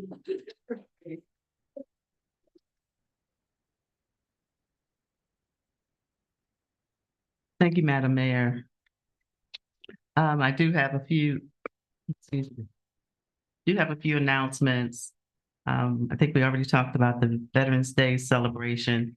I did want to talk about the holiday parade, which is coming up. And we know that the theme for the holiday parade is Hollywood and holidays. And so I was just thinking if we were going to have a theme for dressing For the for that. commission. for the We're getting a commission. float like we did last year, We will have a pre-decorated float. So it will be decorated. not like last year. Correct, correct. And so just wanted to see if we wanted to have a common theme for float. Well, I know that the NAPC picked a theme. I think it was babes and Buddy the Elf. Buddy the Elf, okay. Do we want as a commission, Buddy the Elf? It's a holiday in Hollywood. So if we want to, we're gonna be all together on a float. If we want to pick a movie theme that we all want to sort of align ourselves to dress like a certain movie, this is not something that city business we're gonna vote on. But it might be fun to think about, is there a movie like White Christmas or Love Actually or Land of the Misfit Toys. Is that a Christmas movie? No, we did Rudolph. It's Rudolph. It's written. It's in the general. That's. Yeah, well, No, man. oh, it's the snowman, Frosty the Snowman. Does, Right. do we want to talk about that? I mean, we can talk about. Or send me your ideas. Okay. Some ideas and we'll go from there. Send your ideas to the city manager for what our theme should be on the float. And we won't have to steal lights like we had to last year, which was very sad. Okay, thank you. I interrupted. Okay, and so that's one. It was mentioned about our public comment issues online. Yes, we had some malfunctions on our website. And it was quickly detected by staff and they did correct it. So of course, we'll stay on top of it. And if there's some other improvements that need to be made, we will certainly do so. And the last item is an announcement regarding our Department of Energy grant. So I would like to ask Alyssa Kurt from the Electric Utilities Department to I love share that jacket. some wonderful news about a grant that we were awarded. So I will turn it over to her to present a quick summary of that. And First, introduce yourself and Yeah. tell these folks who you are. We do have a presentation. Oh, If you yes. could put it up, it's 5 minutes or Madam less. Clerk? Is this mic on? yes, this Okay, thank you. the speaks right into it. Let's see how to take it up. Might not be smarter than this microphone. Yeah. So my name is Alyssa Kirk. I work for the electric Talk into the utility. microphones. I'm sorry. My name is Alyssa Kirk. I work for the electric utility. I am a veteran of the United States Army and of the United States Marine Corps. I am a combat veteran. I'm a member of my local VFW, and I am a proud employee of the city. I came from a public utility that we all know, right down the street. And I am proud to work here and to be here to talk about what we're going to talk about today. I don't know how this goes to There we next. go. Is that okay? So on Tuesday, January 31st, 2023, the City of Lake Worth Beach Commissioners voted unanimously to approve the electric utilities request to apply for the Grid Deployment Office in the Department of Energy Grid Resilience Infrastructure Partnership GRIP grant. And we thank you so much for that vote. Thank you. Next. And what you voted for had historical significance because this funding opportunity is the first time bipartisan infrastructure law. The GDO called it a once in a lifetime opportunity in investment for infrastructure for disadvantaged communities. And that's federal? It is federal. Last week, the Department of Energy, GDO, announced that the City of Lake Worth Beach has been selected for a grant award of $23,462,167. There is a cost share. On this grant, there's a 50% cost share. So we're going to match it with already approved bond funds that you have previously approved. We did check with bond counsel and that's an allowable usage. It's going to be here at Lake Worth Beach. Project type is smart grid. If you'll go to the next slide, it's very important to me. This is going to create 100 to 125 quality, high-paying, skilled, professional, and STEM jobs for minorities, at least 10 of which will be full-time positions at the city. It's going to create contracts for at least 10 small, local, minority, women, and veteran businesses, local. And within 4 years of negotiated award, it is going to reduce the outages in disadvantaged communities here in the city of Lake Worth Beach by 50% compared to pre-project. That's amazing. This is everything you asked us for. You asked us to make sure that we did local contracts. You asked us to make sure we did these things, and we did. There are 5 projects. I won't take you through the technical details. That's going to enhance electrical distribution system configuration and operability to provide interconnection and battery storage for community solar. Next. It's going to have advanced meeting infrastructure. It's going to have meter data management systems, sectionalizing devices. Next. And then we're going to also be able to do some fiber optics, and this is all with Department of Energy federal funds. Next. So in closing, receiving this significant funding from the U.S. Department of Energy is not just a testament to our commitment to resilience and innovation, but is also a step forward to ensuring a sustainable future for Lake Worth Beach. And that is what our mayor, Lake Worth Beach Mayor Betty Rush, said in the press announcement. We're grateful for this opportunity to further enhance our electrical infrastructure, make it more robust and reliable. Together with community support, strategic partnerships, we'll pave the way for a brighter, greener, and more resilient Lake Worth Beach. I did make one more slide. I know it's hard to see. These are all the people who worked every Saturday, who worked after hours. These are staff. These are people who committed their time, energy to researching, to doing everything they could to win this grant. And also our community partners, all the way from Palm Beach State College to DeVry, to all of the different vendors who worked day in and day out for us.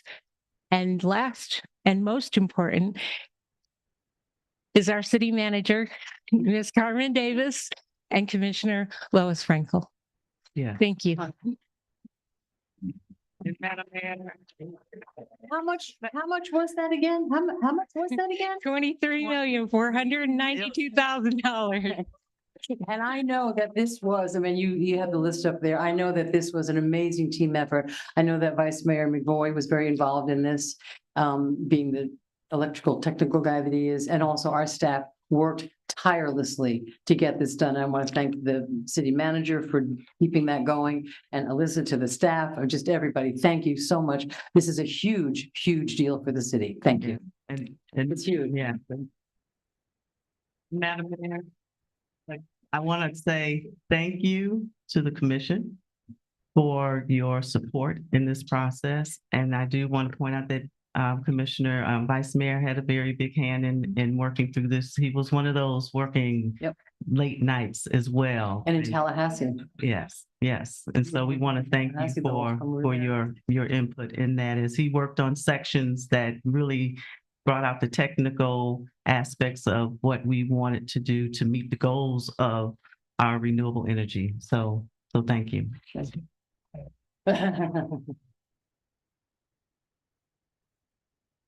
Okay, that's just $23 million. Thank you so much, really. I wish Mr. Liberty was here. We'll congratulate him for his small part at a later date. City, are you done? One more thing. I was reminded, yes, I needed to say that we have our mobility plan survey. And so I want to let the community know, if you go on our website.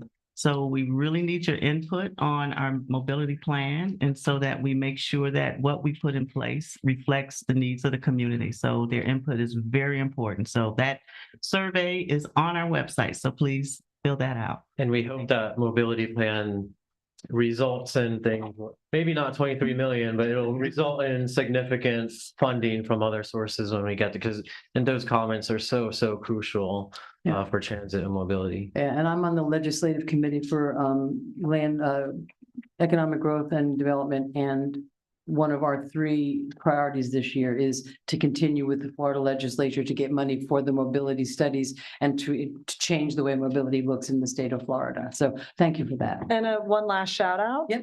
I believe Lisa is her name, who's helping us with the mobility plan. WGI. From WGI. She was at the Day of the Dead all day. Oh my getting, so not just, we're putting that up on the website, we're trying to reach the usual suspects, but we are going out into the community and meeting people where they're at to get their opinions on these things. And we're also, they've also reached out to Erica Whitfield and myself to get into the schools to hear from teachers and everybody else and how they get back and forth to school. So they're really doing an amazing job of community engagement. So yeah, and I'm one of those people tied to my little car that I love so much. Still have it. But I'm opening my mind. I'm learning new things, and one of the things that is going to come before us in the next couple of meetings would be the circuit that CRA has talked about, and the circuit rides. I know we've all met with them. So thank you. Anything else? I'll just drop a hint. Drop a This has hint. been brought up for this mobility study and comment is a pedestrian bridge over I-95. Mhm. I'm working hard to get it on the priority list for the long range transportation plan because that's essentially the first step towards getting that funded. I know, they keep telling us this new thing is gonna be more safe for the children. I'm like, yeah, I don't believe it. So thank you. I think that's, and I know Todd works hard on that and I appreciate that. Mr. Attorney, you're up. So to talk about the concept of how do commissioners and staff interact and where's that line and where is the direction versus assistance. And this is common with just about every city because from an elected official standpoint, I think you all know that you only act collectively. You can't give direction to staff, to the attorney to take on a project unless the 5 of you vote, at least 3 of you vote in favor of doing XYZ, whatever XYZ happens to be. The other side of the coin, staff certainly wants to be responsive to each commissioner. So as a general rule, not just in Lake Worth Beach, just about every city manager is going to try to accommodate individual requests of individual commissioners to a certain extent. But there is that question of what is that extent? You know, how much can a staff work on, should a staff work on a project that any one of you says, this is my pet project, whatever it happens to be. And other cities that have confronted this have often adopted their internal policies to police themselves. So when Commissioner Maliga talked about, 30 minutes, 60 minutes, or whatever the time limit is, should there be a time limit that you all establish that staff is prohibited from going beyond that amount without commission approval? Because frankly, otherwise you can have 5 directions on the same topic and this department and our staff going 5 different directions and you're not getting anywhere. So one suggestion, and again, have templates of this because other cities have confronted this, unfortunately, that has that. And the key question is, what's the time limit? And it's generally 30 minutes, 60 minutes, something an hour or so, because if it's important enough for the city to go down that path, whatever it is, whether it's a C-51 canal, whether it's Lutheran, whatever the topic is, should the commission as a body say, we want staff to spend the limited resources and time on that? So that's the first question. If you want to do that, then I can't fulfill any of Commissioner Maliga's requests because it's one commissioner. That's just an example of it. So for example, if you want me to come back with a policy that says, here's a resolution of the commission that no mayor or commissioner can, staff is not allowed to spend more than X amount of time on any project or request of a mayor or commissioner unless the commission approves it. Do you all want to do that? Because if you do, then I'll put it together. But it takes 3 of you. So if you do, then one of you please make a motion, somebody second it, debate it, and make a decision. But we would have to have that on the, we couldn't do that tonight, could we? You could give me direction tonight to develop it and I bring it back. Or you could say, let's discuss it again the next time. It's never good to discuss something when tempers are high, and clearly they are. The other side of the coin is the expression, strike while the iron's hot. So, you all need to decide, do you want to police yourselves in that respect? And I'll be honest, I've seen this at every city. I see it here all the time, that Carmen and staff are pulled multiple directions by multiple commissioners saying, we really need to work on this. And of course, that's what you want to do because you're an elected official, want to work on this. But I think it detracts from the ability to complete a project because you can only complete so many projects in 24 hours, no matter how, and we have not enough staff. So if you think that's a good idea, then you decide, what is that? Is it no more than 10 hours, no more than 100 hours, no more than 10 minutes? What is the limit? Because I've certainly seen staff spend way more than 10 hours on multiple topics by each of you. I'm not going to point fingers at any one of you. I'm not saying each one, but I think each of you have had projects over these years where staff says, okay, I'm going to work on it. And sometimes it comes back to the full commission. And sometimes it just peters out. So what's your pleasure? I felt though, and that's why I brought up, that's why we created the pre-agenda meeting, right? Was for us to come together on a Friday and say, hey, I'm thinking about X, Y, and Z, us all to get consensus before.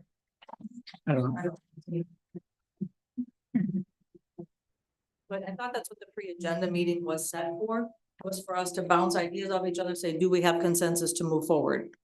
So we kind of already laid that out, I thought, in the pre-agenda meeting. Maybe I'm wrong. Frankly, the pre-agenda meeting has not functioned that way. I mean, we've all been on the pre-agenda meetings and you talked about a variety of topics that are important. And there's never been a policy or resolution adopted that says if we're going to go down a path that the commission can direct staff or ask staff to work, and directing is the wrong word, because really none of you really have the power to direct staff to do anything. As a courtesy, staff frequently accommodates requests. So I want to kind of distinguish between direction versus a request. So if a commissioner has a request, a project that they want researched, what's the time limit that you'd like to put on that before it comes to you? And as a body, you say, oh, that's a good idea. Let's authorize staff to work on it. And generally, when you authorize staff, you don't put time limits on that. You're authorizing whatever it takes. Right. Commissioner Stokes. I'm open to looking at things that will make our city more efficient. I worry that something like this could slow us down even more. If, for example, we have an electric utility meeting once a month. We didn't get to finish the discussion item that I brought last month because we had 30 minutes to discuss it. There's still like a page at the back. And I said, well, let me meet with Ms. Diaz and Ed Liberty to talk through some of this stuff. So when we come back to the commission, it's more laid out. Everybody understands where I'm thinking and what I'm trying to do. And then now I either have to wait for a pre-agenda meeting I may or may not be able to make it to because it's during the regular business day, or the next utility month, like a month later. And it just feels like it could really, I would be interested to hear from the elected officials in these other places that have these policies, what the time amount is it? Is it for the entire staff, just the city manager, is it half an hour for every single person on staff? Like, I think there's a lot to dig into here. And I would be regretful if we caused more hoops for government officials to have to jump through. And we have the sunshine law that we all take seriously. So it's not like we can talk together and direct staff. So I think that this could potentially really backfire on us. Mr. Diaz? Yeah, I mean, if I were to give direction, it would be kind of in that vein to see what the options or what others are doing, because, there's certain constitutional issues that I would worry about. There's also the timing issues. Sometimes issues come up where we have to strike when the iron is hot and we can't wait till pre-agenda. So we need that flexibility. We as in us, like you and I have talked, I think, a number of times about the need for using contractors for negotiating things like lease agreements and having like actual lawyers draft those kinds of documents, because it has led to some issues in the past. And but also we have to recognize that is essentially a committal to us, spending money in the future that we may or may not have for depending on that issue. So having a hard set policy of it's either this or that, I think can be a little too limiting, but I think we should probably look into, efficiency and practices and see where we can improve and see what might be. I'm just more open as opposed to just committing to a really specific policy. And because we have these dialogues, and as you're talking, I'm thinking, is it something where you say no commissioner can have staff involved in more than X amount of hours, but at the next commission meeting, that commissioner needs to bring it up? Because at that point now, whatever that time gap is, and I appreciate what we were saying too, you don't want it to get lost in the sauce, as they say. So if you're working on a project and it's an hour or 2 hours or 1 hour, whatever that limit is that you all decide on, that at the very next commission meeting that's available, that commissioner that project's important to brings it up, even if you bring it up under your comments. You say, look, I've got this project. It's this project I think is important. I'd like your authority or permission or whatever consensus you have that staff can continue to work on that project until the next commission meeting when we'll have a formal agenda item. I'm trying to compress that concern that you've got, that all of a sudden you may be waiting weeks and weeks to get on an agenda, but at least you keep the ball moving or the train rolling, and the rest of the staff, the rest of the commission has a chance to say yay or nay. Wait, we don't really want to spend any more time on that. Or great idea, go forth, prosper, bring us something in 2 weeks that we can do more formally. I don't know if that's And we need, an we still need the flexibility because it's like, like the Everglades Law Center thing today, we only have a couple weeks if we want to do something. So we still need that flexibility. And there are also other issues that have come up in the past where, I feel like as a commission, we make a decision on something and then, we agree, okay, not a single amount, but like Mr. Waters, this is a great policy and we vote and then this is it. And let's, move on to the next agenda thing. And then a following meeting, that issue is brought up for a second bite of the apple. And, that's another thing that I think sometimes bogs us down when we're trying, we just have so much to address and we have to kind of keep it moving. But also we don't want to put blinders on and we don't want to put self-imposed hurdles. So I think, if we give direction, like we should kind of look at, and honestly, this is kind of like, it's like land use and growth management policy. We should be looking at this regularly, like annually anyways, and seeing where what's worked, what can we improve, what can we get rid of, that sort of thing. So I would just caution against saying, let's look at this specific policy if we want to do it and be more open and just seeing what's out there. Commissioner McBoy? Thank you. Oh, probably works better if I turn it on. Thank you for your perspective, City Attorney, because you've done this for quite a while and you've dealt with a number of cities, and that's very helpful. We've only, or at least speaking for myself, I've only dealt with one, so I'm very provincial on it.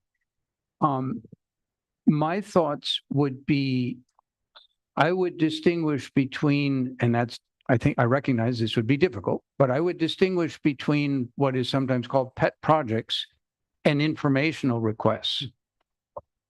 And I recognize that one person's informational request is another person's pet project, that there's a difficulty there. Let me give an example. We've been working for a while as a city on putting out a press release on our involvement in utility scale solar fields. And somebody sent me the release to review because I have a quote that they made up for me, and it's about right. I don't have a problem with the quote. I did have a problem with the overall press release, and it's technical. The city manager and I discussed it on Monday, that as you compare generation, like usual spinning generation, those run 24/7, 365 days a year. So if it says it's a nameplate X number of megawatts, if you want to know how much energy it put out over the whole year, you multiply that megawatts by the number of hours. Cool. So nameplate megawatts and megawatt hours is equivalent. Yeah. Nameplate is what it says when they deliver. With a solar field, that doesn't work. The nameplate is what it's cranking at, say, 2 p.m. when you got no clouds and the sun are going full tilt. Well, we all know that if you multiplied that by the number of hours in a year, you'd be way overestimating the energy that comes out of it. So I have raised both here and at the Treasure Coast Regional Planning Council, because it's the same issue, something came up there. I said, let's report this in megawatt hours, because those are directly comparable between your spinning generation and your solar generation. And that gives the public and everybody concerned an accurate picture of apples to apples. Well, that's fine. It's easy to get the nameplate size of solar fields. It's not so easy to get we aren't provided that typically. So I've put in a data request. Here's a table, fill this out. I have no idea. My estimate is it takes somebody in the utility 15 minutes to fill it out, that they have those numbers. Now they may come back and say, oh no, it's going to take us hours and hours. I don't think so. If I got to explain all this to my fellow commissioners and we're trying to get the press release out, it's burdensome. It's an information request. We have our own utility. We need to know the actual numbers in realistic terms to do a comparison and put those in the press release so that it gives real information. Is that a pet project? No, it is accuracy and information of describing what we're doing. How far are we getting toward our goal that we voted on of renewable energy? You can't get there with megawatt hours, which is the easy number. You can get there with did I say megawatt hours? Yep. What I meant was megawatts. You can get there with megawatt hours, and that's what you need to, that's your accounting thing. So that's an information request. I think the city manager can confirm that I send all my information requests to the city manager and say, hey, this is a request for the electric utility, or this is a request for whoever, or let them, the city manager, direct it to wherever is most appropriate.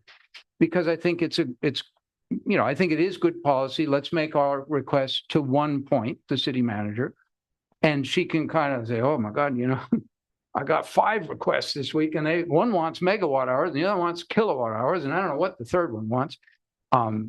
Hey, electric utility, you sort this out. Maybe they're all asking the same thing. I don't know. But that would be my concern, is that most of mine, at least, have not been a project. There probably are some exceptions to that. Community solar was a project. But most of them are simply informational requests. Hey, to make a informed, knowledgeable decision, I believe that the commission, and I always say, hey, when you fulfill this request, please make it available to all of the commission, because it's not a request for me, it's a request for the public and for all of the commission, so that we make better informed decisions.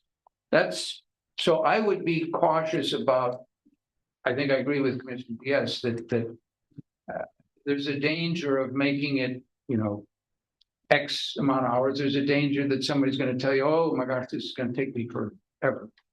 Or that it's just not practical. So you there's always a couple of good points that let me kind of, again, try to have a dialogue on. Conflicting, you say megawatts, Commissioner Stokes says kilowatts, that's whatever kind of watts there might be. What does the manager do then? Right? If you want a report in this format, and she wants to report in that format, and she wants to report in a different format, I think at that point, the manager should punt and say, all 3 of you, sorry, I have to bring this to the commission, because I can't waste staff's time developing 3 different. Am I seeing nodding ahead? Is that kind of barely ever? I don't see that happening. Well, I think that the city manager has been placed in a position where I think the city manager has been placed in a position.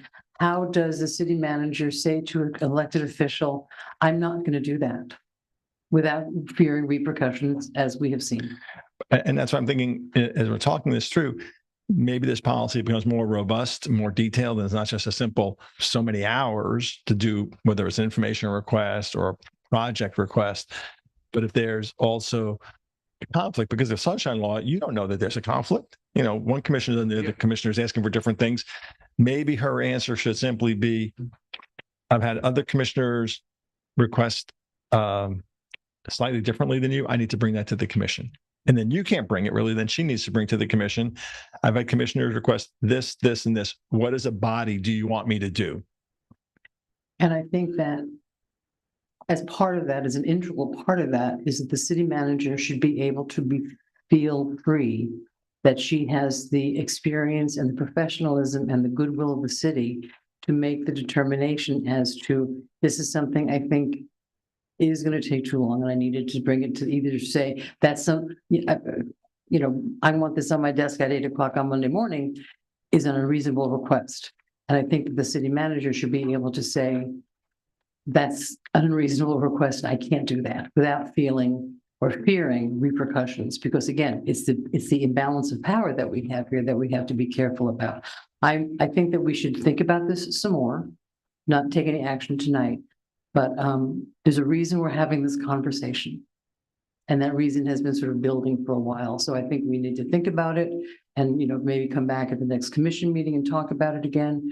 But my bottom line is that this staff needs to be treated with respect. We need to respect their decisions and the fact that they are acting in the best interest and not have accusations. If I find you're lying, that kind of, just don't treat each other with respect. And I think we'll be able to have a little bit better feeling about, we are a community. We are, we're a little, I always say Lake Worth Beach is a great dysfunctional, loving, dysfunctional family. But from this dais, we can't be dysfunctional. Well, again, you're also making a good point of, and a little bit mixing points too. One is a more kind of black and white rule that says you should not spend more than this much time. The other is the human relationship, the respect the relationship. And, you know, I've just thought of this now, so this may not be a good idea. There are organizations that have board training. You know, the Florida League of Cities has board training. There are private groups that have board training. Might not be a bad idea. You know, I've always said, you know, when you're a young person and you have a child, a lot of times there isn't training on how to be a parent. All of a sudden now you're a parent. They've gotten a lot better since when I had my kids. I think there's more resources available out there. And sometimes we muddle through it and we hopefully become good parents. But you all get elected to a job that's very different than everybody's previous life experience. Whatever your job is, running a business, being a scientist, being a lawyer, whatever each one of your positions were, all of a sudden you're on the board of directors of a multi-million-dollar corporation with a vast array of responsibilities. And you're kind of thrown together and have to function as a team without talking to each other. Yeah. So that might be something else to think about. Do you have a board, you know, and it's hard because it's in the public, right? And so you have to somehow figure out a way to build relationships and trust among each other, because it filters down. I mean, when you have the conversations that you had up here tonight, does not make staff feel good. I can tell you, their staff Absolutely not. watching this at home, and no matter what side of the aisle you're on, it's not a good look. It's not a good feel for the city. So somehow or other, you know, maybe we use this as the jumping off point, saying, okay, we're going to improve. Okay, we can't forget the past, but let's kind of leave the past behind us and figure out how do we become a better functioning team. The commission, the manager, the lawyer, the whole staff. That's maybe too aspirational, but why not? Why not? You're hitting rock bottom now, frankly. So why not go up and figure this out so that the team works better, the staff feels better. You know, you don't want to have the staff at a staff meeting tomorrow morning thinking, "Oh my God, why am I working here?" Yeah. Listen to what happens by our leaders. So I don't know, and that's a little bit off the point, but I think it's all related because it's back to the respect and camaraderie among yourselves. And there can't be bullying. I mean, that just has to stop. I've been on both sides of this. As you know, I was city attorney for 8 years. So I've been on both sides of the dais with this kind of experience. And it's extremely uncomfortable to be a staff member with somebody looking over your shoulder, waiting for you to make a mistake. And that's pretty much the feeling that I've been getting lately about the attitude towards staff. So that, as far as I'm concerned, that's the most important thing that needs to happen. So I think we spent a lot of time on this tonight. I think we all have a lot to think about and talk about, and perhaps, you know, some sort of, you know, retreat. We have to do it in the sunshine, of course, but, you know, maybe some sort of meeting just about the relationships between the staff and the commission would be helpful, because I think our staff is it's demoralizing to hear the constant criticisms. And I think I thank every one of our staff members for hanging in there and keeping up with it. So let's end this conversation and move on. Do you have anything else, Mr. Attorney? Just simply, can I get a nod of the heads that you'd like this to come back, this topic here, and everything that Commissioner Maliga talked about tonight, to come back in the future and trying to think of some ideas and come back with some suggestions, whether it's the lease management concept, whether it's the behavior issue, whatever the issue is. Do you want us to, as a team, and Carmen and I do work well as a team, to bring back some ideas on all these topics, and whether it's even suggestions on potential facilitators, potential team builders? Do you want us to go down that path? Okay, we'll come back. Okay. And, you know, I think it's incumbent on each one of us to look at how we have behaved towards staff and perhaps correct that direction. Thank you.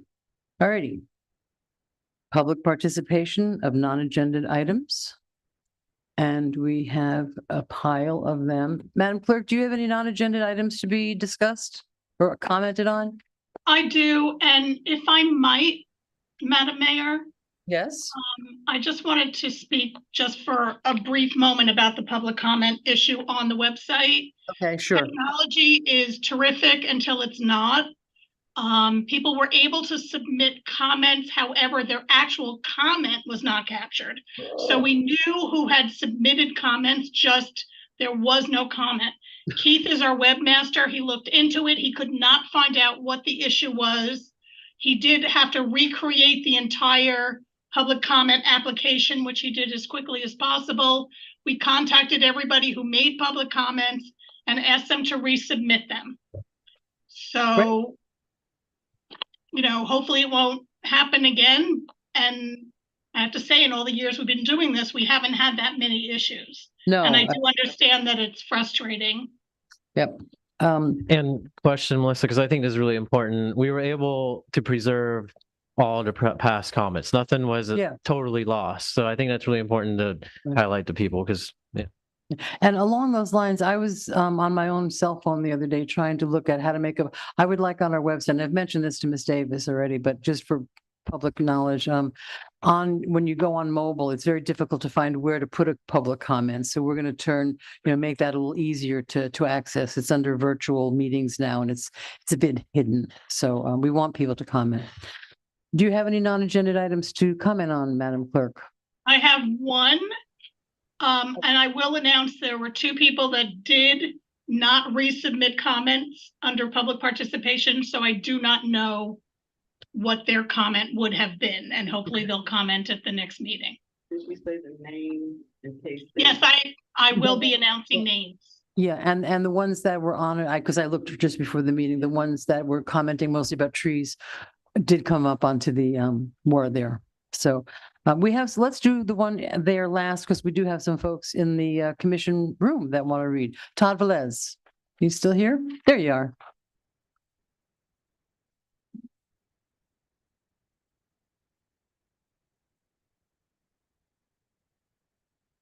Todd Velez, 530 North Gateway. No, I don't think it Sound is. like it. All right, it's working.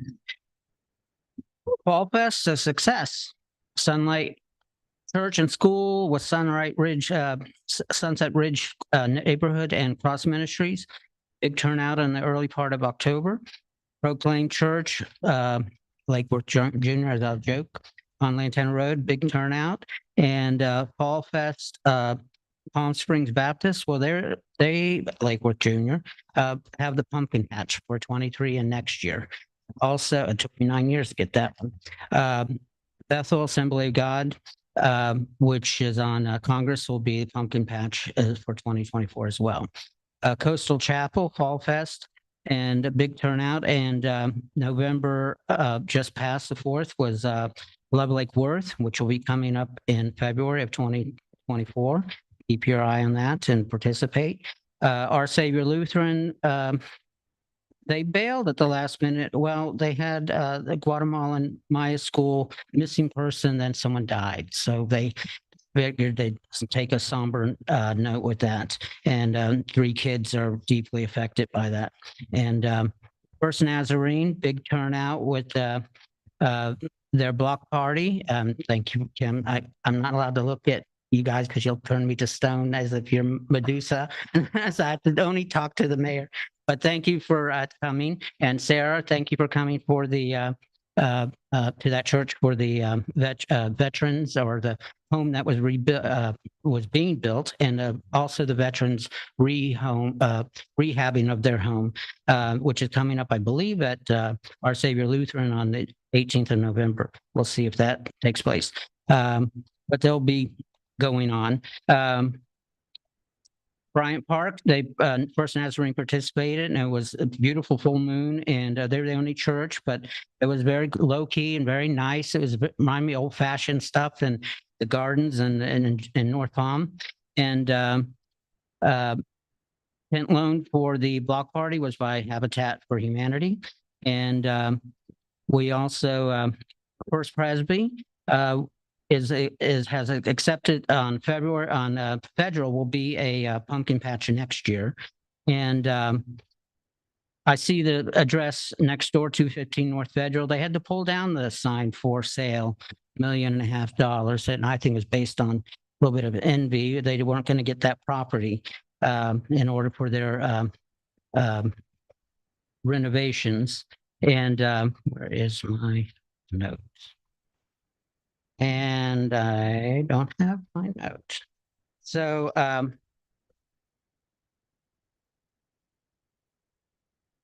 go back and get it. I'm burning up my time. All right. We also had on prayer for the local churches. It was notified that Lakeworth High School shooting threat, but mild. And it turned out not to do that. Was November 1st and 2nd. And but got to keep an eye on because That's time. Thank you. Tom. also. Thank you. Deborah Robert. And up after Deborah is Peggy Fisher.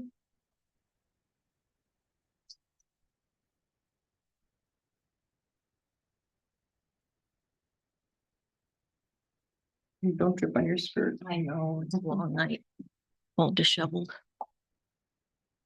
Deborah Robert, South K Street. I don't want to reiterate everything that was said today, about some kind of icky behavior here in City Hall. I became aware of it a while back when I heard about some yelling, so I pulled some public record just to look into it a little more deeply.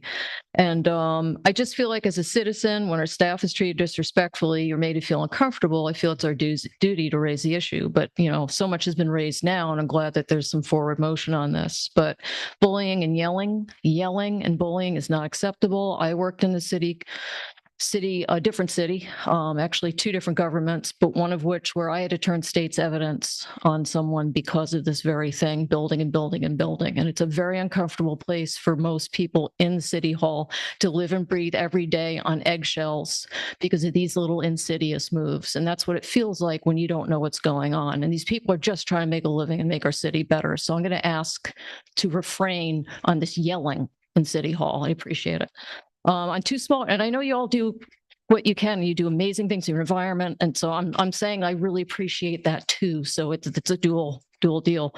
On two smaller notes, these are just kind of smaller things, but it holds a bit of a context. I'm going to ask that thought be put into public individuals being allowed to walk up to the dais and have casual conversations across the bench. I'm just bringing this up. It's a smaller point, but for instance, it's happened in Clearview when the ad board nominees were being interviewed, and a nominee even practically high-fived and laughed with the commissioner before the vote, and it was in front of other nominees. So just across the bridge here, I think there should be more decorum. Also, that no one be given the right to be calling any of you by your first name when you're at this dais. Because this, or maybe the rest of us should all take that same privilege because it screams cronyism and it's not right and it's very unprofessional. But we're all human. And I do respect that your job's not an easy one. I really do. And we all react and lose perspectives at times. I know I do, even in the city chambers. And I do apologize for that. But just as the gavel may be hit when we citizens are disruptive in chambers, so must we all hold you accountable to that same thread. And I do thank you for all that you do for the city. Thank you. Thank you. Peggy Fisher and then David Sims.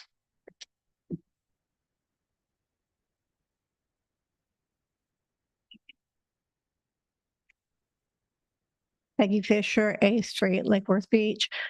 Thank you to Commissioner Malega and the mayor for addressing something that I have been aware of for years in this commission or different commissions, but with similar members or constant member. Unfortunately, I don't know that much is going to change. And that's disheartening to me. And I would think it's disheartening to our staff. It's disheartening as an individual to hear staff say, we all walk on eggshells. That is not acceptable, period, end of statement. In the employee handbook, there is a city statement and philosophy. I'll just read the first line. The city is committed to maintaining a professional work environment in which all individuals are treated with respect and dignity. Yelling by anyone at another employee, and you are employees because that's how you're classified, you're in the position count, at another employee is totally unacceptable. Whether it's in this building, in a building where other staff is, in a CRA building, there are lots and lots and lots of incidents, all substantiated for those who say what I said about my experience was unsubstantiated. The emails that you all got, which I've seen, substantiate everything. And it is totally unacceptable. We can't have elected officials thinking that they are above the oath they took. You took an oath to support the charter of this city. And that charter says that you, let's see if I can find it here, you pass ordinances and adopt resolutions and policies. It does not say you individually go to an employee and say, send out a registered letter to this person or this entity within a certain deadline. You are outside your scope of duties.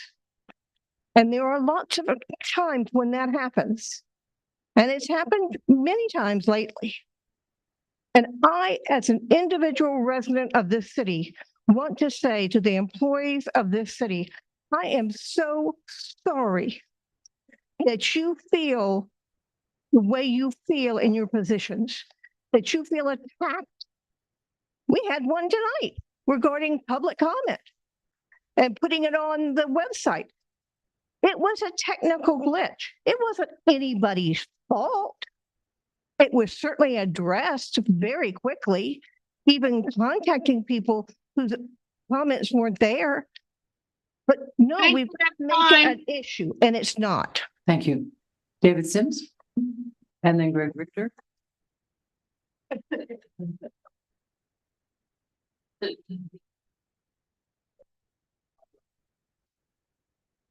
David Sims, 715 North L. When I prepared this comment, I wasn't expecting there to be a disagreement breaking out on the dais. And I know the lease for Head Start has been resolved. It's been extended. But in mid-November, I did a public records request for any meetings or emails or correspondence discussions about the Head Start lease via Lutheran Services with the city manager, commissioner, staff. And all I received was an email from Commissioner McVoy to the city manager addressing the concern, and it had an attachment with the letter to Lutheran Services. And I was just wondering, a decision like this, how could it be made without anybody meeting, without any contacts, without anybody coming to make a request, without any communications? Now, I did hear the mayor made a point that it's like, well, the lease was set to expire and nobody requested a renewal, and it was just set to expire at that date. And so, that's a valid point that I didn't think of when I crafted my comment, but that was the question that I had. Thank you, Mr. Sims. And last but not least, Mr. Richter.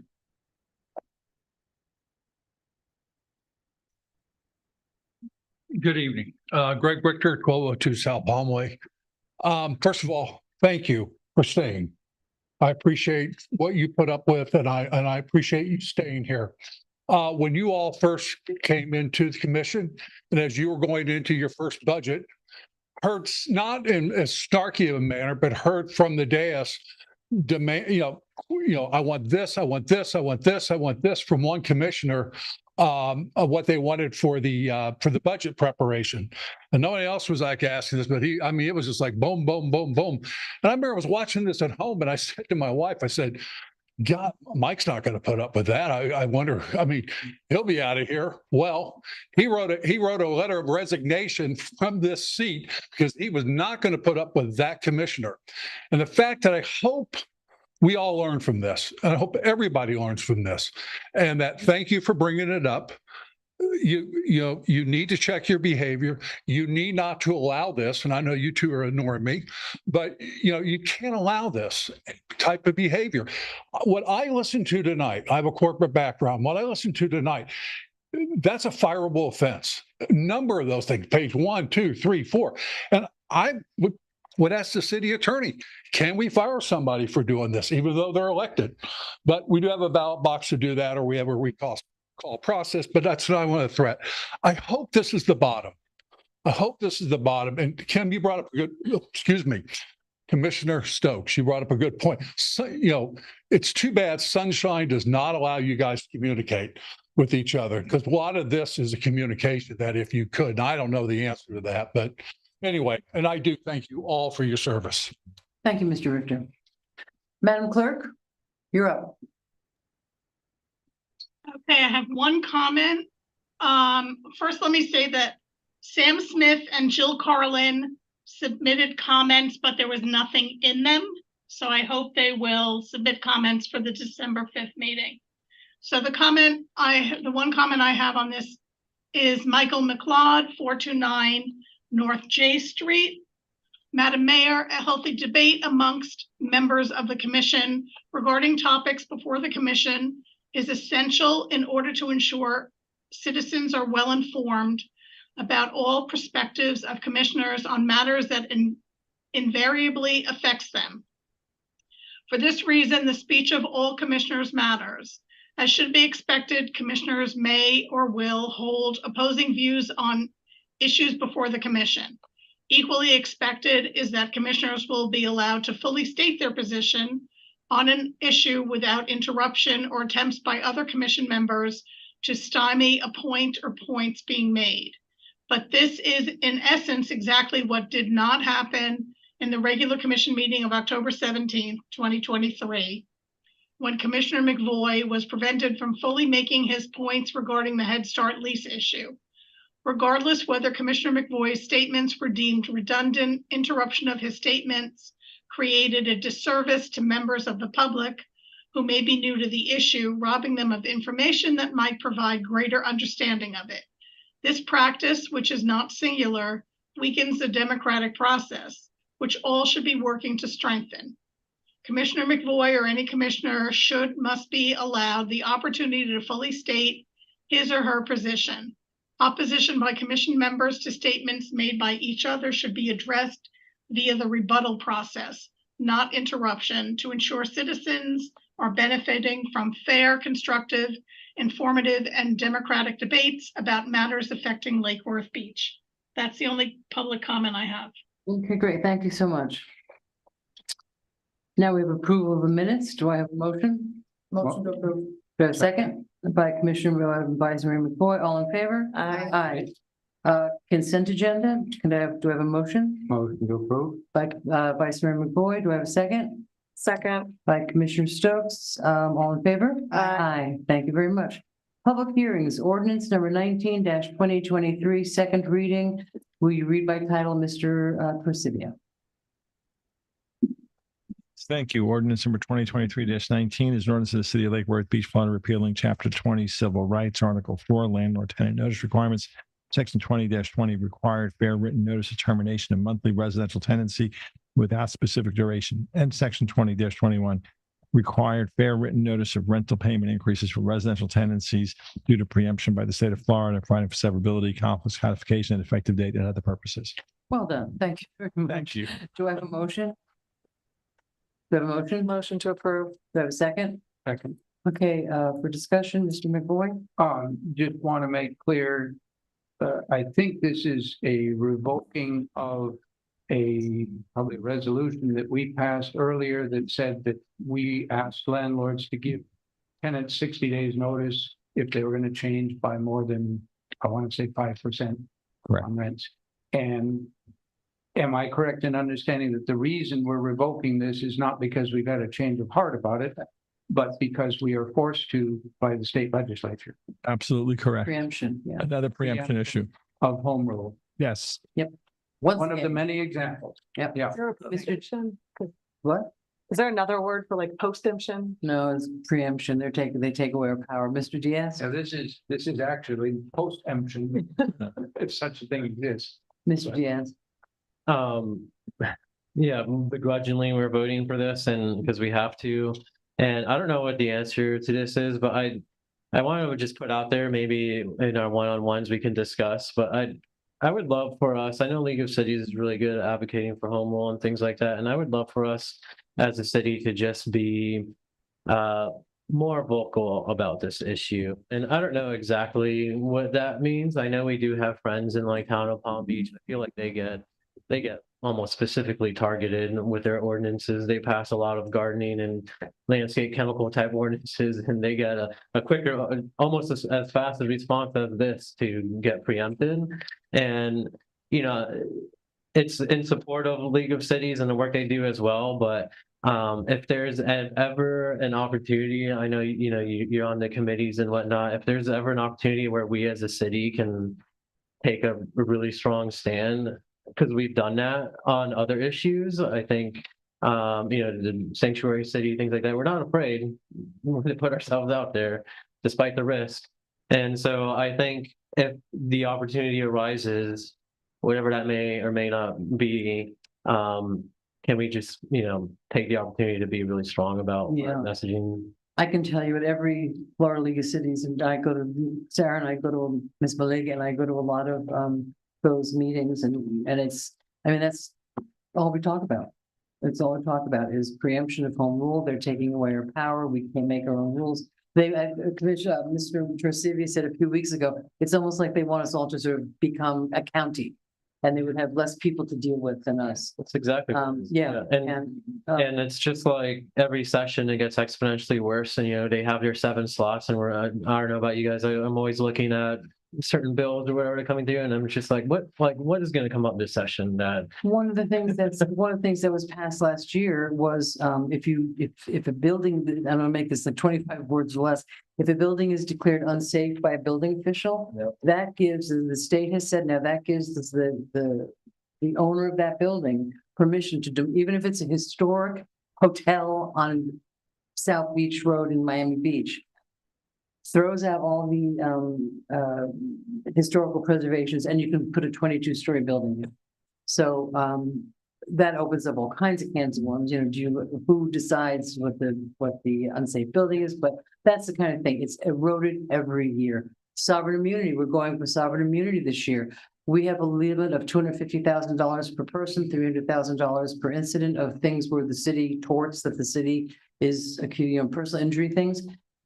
The state legislature wants to raise that to $2.5 million per person, $3 million per incident.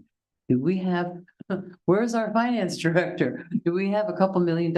It's a horrible idea and we're fighting it very hard. So that's the kind of thing that we really do fight when we go up there. And right now it's a losing battle because the legislation is hell-bent, it seems, on taking away our power. But yeah, I absolutely agree with Well, you. Commissioner Diaz, you're right, but when we go up there and leave the cities, it's like, okay, leave sovereign immunity alone and we'll take this one, right? So it's always, what are we gonna give ourselves up for on home rule to make sure that we don't get the sovereign immunity? Like it's all built based on them, I hate to say negotiations, but really, that's what it's about, right? And that's what our relationship building is. Our committee has put sovereign immunity as number 1. Yeah, it needs to be the main priority. We'll keep fighting that for the next. Mobility number 2. I guess what you know, something that I was kind of getting at as well is I think you're absolutely right. Like Tallahassee isn't going to be on our side, and it's a losing battle on that regard, and the advocacy on the lobbying side. But on the advocacy side, I do think, you know, the courts are still generally in our favor, especially at the national level. You look at it with like the recent Sackett decision, which is the Clean Water Act thing, and you know the court is really specific in saying the more local the government, the better they're capable of making their own decisions. That's what we think. Something's lost in translation. So when I say the opportunity, I mean, I guess in so many words, I'm saying, you know, I don't think this is the legal issue, but I don't know if Mr. Torsivia, if we know of like any other municipalities looking to challenge things. Everyone. But I think we should start seriously taking this fight. Yeah. Okay, real quick, we have a motion in a second. Mr. McVoy, anything you want to say? Just to agree that beyond just simply saying, hey, we don't like this, which is a little bit like waving the proverbial slipper, if there are opportunities that we can join with other cities in any sort of legal action, I agree with Commissioner Diaz, this probably isn't the one, but let's keep our eyes open for other cities that are willing to speak up. and I don't know quite how to do it, but it's also a public education. It's a very difficult public education. If you talk to the average person in the public and say preemption, home rule, they look at you like you've got three horns and have no idea what you're talking about. That's why But we're working. it is something that affects every resident of the city on a very regular basis because there are a whole string of things, plastic bags. That might be a place to start is could we develop a list of, what have we been preempted on? We have, we have a list, trust me, there's a list. That'd be good. Okay, so we have a motion, Thank you. second, thank you. Do we have all in favor? Aye. Thank you very much. Next up is unfinished business, which is a discussion regarding the advisory board appointment process. Am I in the right place? I think so. Okay, this is an ordinance which we passed in 2022. Well, who wants to give us, Madam Davis? Thank you, Madam Mayor.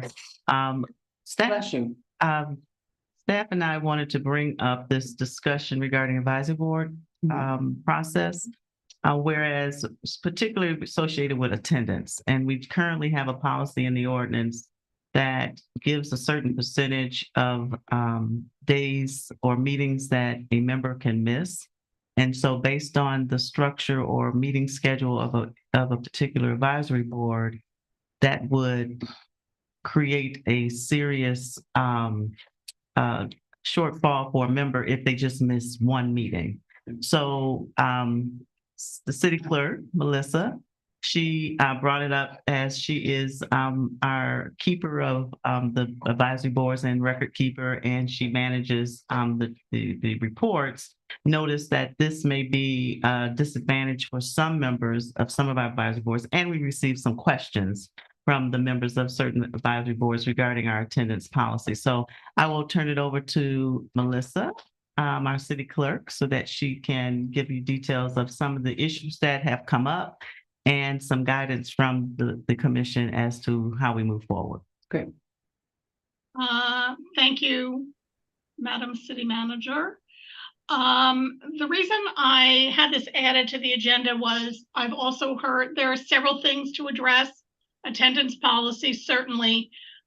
Currently, there's really only two boards that don't meet monthly, and that would be the Library Advisory Board. They meet quarterly, and the EUAB, Electric Utility Advisory Board, meets sort of at will. They don't have particular meetings. So we did have somebody who was removed from the board because they missed one meeting, and that was a quarter of the meetings for the year. And that, to me, doesn't seem equitable because, so that was something I felt you might want to discuss and change that policy. I know the EUAB, I believe they have its meetings within 2 years, not 1 year.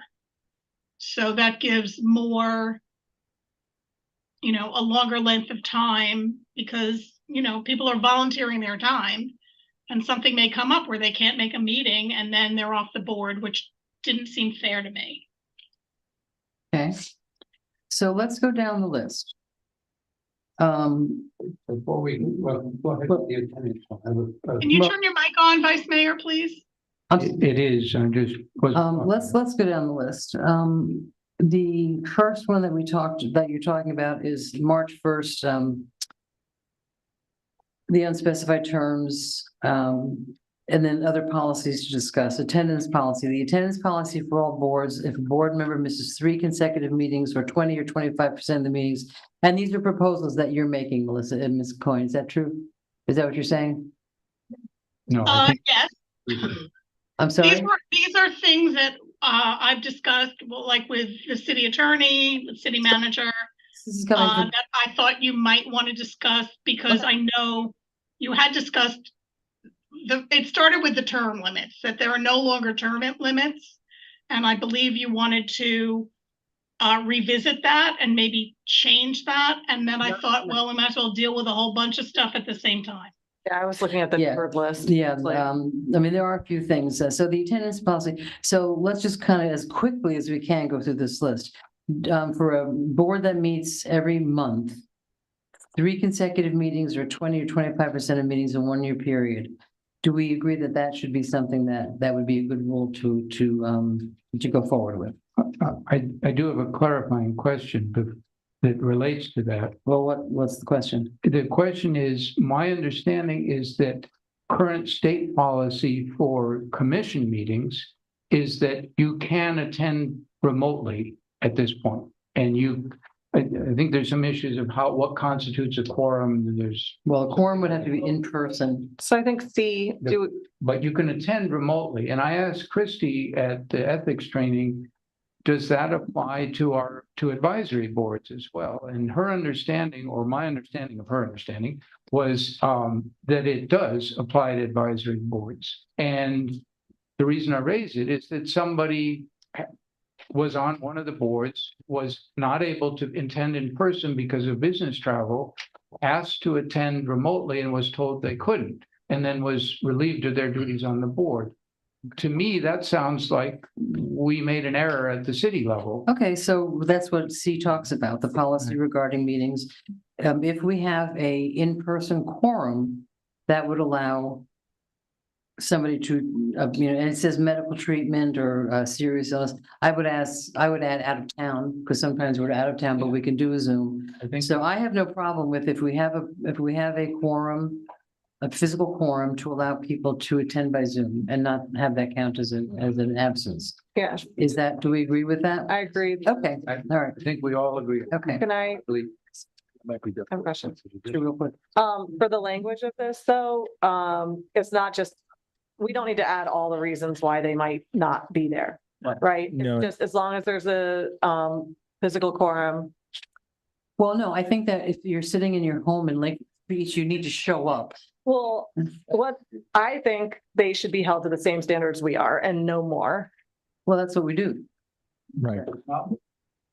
I We mean, have Zoom, if we have a William physical quorum. we William can just appear by joined Zoom. and, But you that's know, not what we've been doing with and his good point that, while remote is a great concept, then a lot of times there's folks that might not want to come because they can come remotely and it might be more difficult to get that physical quorum. which is the mayor's point. Yeah. I think a good one. Right, I mean, I think we have a short list here, serious illness, receiving medical treatment.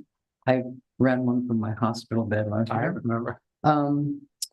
Unable to attend or physically disabled, should this be changed, to allow for Zoom? I would ask for, out of town, because I know there's sometimes we travel and that, so I think there should be a reason to appear by Zoom. There Chris could be comes in a from the Everglades. reason, but serious illness, I stayed home at the last meeting because I was sick, I wasn't like seriously sick, but but I you're- was but in sick, your- and I'm not trying to spread my germs to everybody and. Right, but this also is do about members of the home. respect and judgment. I think that we as adults, I couldn't come to the utility meeting last week because I was very, very ill. You want to take up So it's serious? Yeah, it's just make it too high. Yeah. Yeah. Illness or Illness, being such out of as- the area? Illness out of the area, it's even better, you have to bring a doctor now.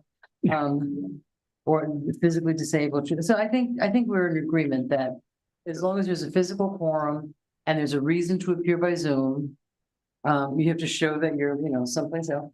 That would be fine. We should add language in there or not out of the area without. That's what I have here. Yeah. Can I suggest maybe not limiting it to physical disability? Because there's other disabilities that might prevent. Like a screaming child in the background? Well, I mean, or a sleeping child in the background. If something happens and all of a sudden you don't have childcare, you can't join during Zoom, even if they're in the next room. So That's being fine. Okay, well, then, So Madam Mayor, Yep. if I can say, I know we're getting into the nuances of reasons why a person would not attend a meeting. Maybe it's just best to just generally say attending by Zoom is acceptable, But not. but not No. preferable. I disagree. That's what. But- Frederick was. Well, let me say this too. When we do that, there are pros and cons to it. And one of the challenges that we have as staff is that now every meeting, we will have to make calls and say, please, to determine we have a quorum. Because in order for us to allow Zoom or continue the meeting, you do have to have a physical quorum. Right. And yet allow others to attend by Zoom. Mm-hmm. So it does get a little Well, I think it's incumbent on every one of us, if we're not staff going to be there. to monitor that every meeting. Well, what I'm saying is, I believe, and I don't mean to disagree with you, but I think that it's on us to let you know I'm not going to be there, or I'm going to appear. Right, and that's very important. Right. And I know that I'm the liaison for the Business Advisory Board. And so that's what we ask, that if you're not attending, and that's in writing, and I think that is part of the rules, that you must call at least 7 days ahead of the meeting to inform that you're not attending the meeting. For what reason? Right, I mean, the other day I physically could not attend, but I didn't know that, so as long as we have like, Yes, of course. So I just want to share the part of what staff goes through and to do it. And I do appreciate you all. You do take it very seriously, and you make it a priority to be present. And there's always a certain circumstance that will cause that, and I would know in advance to ensure that there's a quorum for the meetings to So go. everybody, we need to let them know ahead of time. I would think we do. We're grownups. Right, but so for the board, do we need to write it? I think that there should be an excused absence. I don't know how detailed we need to get with listing every possible excuse. I do think proper notice is expected, and if we're appointing people to boards and they show up on Zoom 3 times just because they didn't feel like being there, we can ask them, are you sure this is something that you want to be doing? I think when we're too rigid in the rules that we lay out, some things we don't get to use our judgment. And they are volunteers. I mean, it's people giving their time. Yeah. Okay, so let's go. Mayor? Yes, ma'am. So the language in C, and I see I had 2 Bs, so I guess I had a blonde moment. But the language in there regarding the policy is actually, I pulled it from the rules and procedures resolution regarding the city commission. So I didn't make it up. That's just what's in there currently. And because I'm very literal, I felt that there needed to be a change. Maybe we could just change from extraordinary to extenuating circumstances and not give a whole laundry list, such as illness or being out of town. Just list a couple of things. With a for example in front of it too. Yeah, I mean, I think we need to make it clear that, I mean, if you're physically in the area and you're not sick or, you should come to the meetings. And I think that people do. I don't know that it's really been abused. Right. By the boards or by us. But I think the court is looking for, can we fix the language? Right, I see that. Yes, that's what we're talking about right now. So even the first one, we still have an issue that. That's why I was going to go down the list. Attendance policy, the attendance policy, let's take this one first. Board, I think this makes, misses 3 consecutive meetings or 25% or 20% of the meetings in a 1-year period, they are removed from the board. I think that's acceptable. Makes sense. We're agreeing with that. Okay, But number it 2. doesn't fix the problem with the library board because. Well, that's next. That's A. I'll also throw out there, this could be a good duty for the chair of each board as well. To fix these? No, to they keep in communication. With their Are we gonna have quorum? The member should let the chair know, hey, I can't make it. Yeah. It shouldn't necessarily be staff. Yeah. So, A, boards that meet on a less than monthly basis, library board, misses 1 meeting in a year, they would be removed. What's our input on that? And if they meet quarterly and they miss, I don't know. What's your idea on that? Let's keep going. It's getting late. 2 years. I think 2-year it's- period. 2 years. Okay. Yeah. 1 meeting in 2 years. How do we feel about that? Consensus? Great. Yeah. 2 years. The first B, should extenuating circumstances and measure be addressed? Should extenuating circumstances? Well, I think we've talked about that. I think that. No, I'm not talking about appearing by Zoom, Madam Mayor. I'm talking about, we had somebody removed from a board and found out later that he had been in an accident. Right. Yeah. However, Yep. so that's something that's not addressed at all. If something completely out of the ordinary and unexpected happens, he missed 3 meetings and therefore he was removed from the board. Well, 3 is a lot. Yeah, one of We them. put them back on, right? Because Yeah, we put them back on. Yes, but the main problem was Yeah, really that he never let anyone know. well, that's an issue separate from the policy. Yes, so I just threw things in there. You don't have to discuss them now if you don't want to. Yeah. Well, I mean, if someone has a valid excuse, I was in an accident, I was abducted by aliens, I can't be there. That's, but then that has passed and I'm confident moving forward, I Yeah. can do it. yeah, I mean, if it's not this person, yeah. The policy states all meetings. Could that be like on a case-by-case basis? Because that's probably so rare. Sure. Yeah. Policy states all meetings, but should be changed to regular meetings as there's no acting at workshops. That came from one of the liaisons. So, Well, I mean, workshops are important even if there's no vote. I think it's a meeting is a meeting. Do advisory boards have? I'm not placing this in a context. Yeah, I'm not understanding. the But concern. there's different things that they do, the CRA does, and maybe the historic board, P and Z board, I see Mr. Williams shaking his head, yes.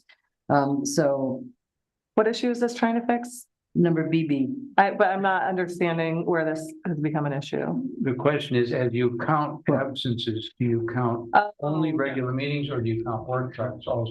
Okay, I think you count everything. I mean, it's a commit, they are volunteers, but it's a commitment and you don't function. I mean, workshops are important because that's when you actually get to sit and chit chat. I think you need to count everything, but if, I know in the past with the CRA, they rescheduled a meeting and they put it on a date when they knew a board member could not be there. Well, I mean, that's gonna So, happen too. But You've got that's a lot gonna of count people. against that board member. So if they're pulling us for dates and we say, Can't be there. 4 of us say this date works and 1 of us says it doesn't work for me, we're not gonna like penalize that person. That's fine. And that include workshop. Because those aren't predictable dates. Like when you sign up for a board, you know what day you need to be available. But if you're scheduling ad hoc and you're not available, then Okay, so what Zoom, we went over the C, which is Zoom, which is extenuating circumstances, but really not, if that becomes an issue, let's look at it, but I don't think people have, when a board members are moved for any reason, should there be a period of time before one can reapply back on that board? We have done that before. Do we want to, it would be when there was a new opening on the board, and which don't really have. We have to look at this whole board thing a little bit on the other. I think we still need to address C a little bit more because we need to take out the extraordinary circumstances. Well, I just said extenuating circumstances. Yeah. I think I have that, Mr. Vice Mayor. Okay. Take out serious. Yeah, take out serious, yeah, okay. So if a person's removed from a board for any reason, should there be a period of time before one can reapply? Well, I think the next time an opening occurs, they don't happen that often. They can reapply at If there's an opening, the next opening, time there's an opening. yeah, we have to look at that whole issue as well, the whole no term limits. Residency policy should it be specified whether someone can just own property, be a full-time resident? This is, what? Residents, that means you live here. Right. Property owner means you own a piece of property. Right, but I mean, people own property and they're on board because, for example, the CRA, there are people that don't live here. And that, that's Business advisory board. business advisory board, P and Z, historic, they all have to be residents, I think, yeah. Would help. Mr. Waters, would you like to address the committee? For the record, William Waters, I'm not sure this is on, but it would help if we had the ability to have property. Oh, now it's off. No, it's all. Ensure that we have the representation from the various fields of expertise that we need. Sometimes it's very difficult to meet the requirements of a certified local government status or the array of things that are supposed to be represented on the planning and zoning boards. And that's specific P and Z and historic. Mhm. So sometimes And they go that's- outside the city to fulfill that. Well, I would like them to have some kind of, connection to the city. So either resident or a property owner, preference a resident, but in the off chance we can't get somebody, we would accept a property owner. Or being a business owner. Yeah, I Business mean, owner. and that's, for those of us that live in the city and are committed to living in the city, that's kind of a double-edged sword, because on the one hand, you don't want somebody to own this little piece of property and come in and have the same you know, think of somebody that has their whole life invested in the city, but I understand in the past, we have had some problems filling like real estate or lawyer or whatever. Okay, I'm okay. I mean, we can use our discretion when we're Yeah, making, we're doing the appointments. And I think too, in all of the application processes, that for each board, it says differently if they need to be a business owner or resident, so it's specified per board. Yeah. Right? Okay. Okay, removal policy should be a policy. I don't want to touch number 3 with a 10-foot pole tonight.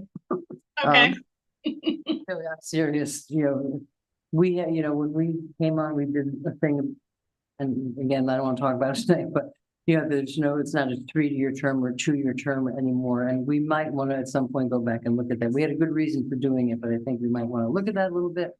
But I don't think right now, let's talk about removing the board member for an issue other than attendance, because that's a huge can of worms that I don't know at 9 o'clock, we want to start. I guess we can do that on a case-by-case basis if somebody. And if somebody has an ethics I've complaint. encouraged the liaisons, if there are issues with anyone, to let us know, and then it could be addressed. Okay, so should the city commission decide to need policies and ordinance?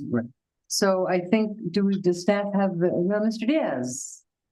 I have a quick one that's not on the list, and because I'm curious on Ms. Coyne's perspective on this, and thank you for bringing this up, but another one, which is a good one, is for things like the TPA Citizen Advisory Board. You know, they tasked me with pick someone, and they were really vague about it. And I love the process of opening that up onto our usual process, because it introduced me to a candidate that I wouldn't have never have known or have met otherwise, and he is phenomenal for that position. So for things like that, things that aren't exactly city advisory boards but are related, like, do we need a policy to just kind of keep it open and fair for as everyone else, or do we just tackle it as it happens? Did it not work? No, it worked phenomenal, and I'm saying, should we make sure that it always happens that way? Because it was great. And there's TPA Citizen Advisory. I don't know if Treasure Coast has anything like that. There's not a whole lot, but that might be the only one. Yeah. So let's. Can you call Palm Springs and tell them we need somebody on our electric utility advisory board from their city? No. So you want to cement it into law, basically, like you chose, instead of picking your representative to bring it to the rest of the commission, but you didn't have to because it's not listed anywhere explicitly. And you're wondering, Exactly. should we make that more clear? Exactly. Do we need to should we make that a policy thing? Because I thought it worked great, and you know, as far as I'm up here, I'll be doing that forever. So TPA. TPA, that one thing with the one citizen. yeah, the citizen advisory. So He lives in the city. yeah. I mean, he lives in the city, so there's no. No, I'm not worried about the residency. I'm saying the process of selecting someone, we use the same process as our official city advisory boards. We use that process to pick someone for something that isn't a city advisory board, but they requested a representative. Right. I think it worked. Yeah. I think it worked. I mean, It worked great. we chose you to be the liaison, so if Yeah. you have an obligation or responsibility, then it would be, I mean, it worked, right? It's Didn't not we like you vote on chose who the that guy would be? What's that? Didn't we vote on who he would be, or do you? Yes, Yeah. and that's what I'm saying, as opposed to TPA coming to me and, you know, Ms. Nielsen saying, pull out Excalibur and knight somebody into this position. I would much rather make it equitable and open it to the same process, and it worked phenomenal. I think what you're saying is, this isn't our board, it's a TPA. Yeah. The TPA representative from the TPA end gets to pick who is going to be the city's representative. No. Yeah, usually. Could you hold your horses a minute while I explain? I was also on the TPA. Yeah. That is how, it's a TPA board. It's not a city board.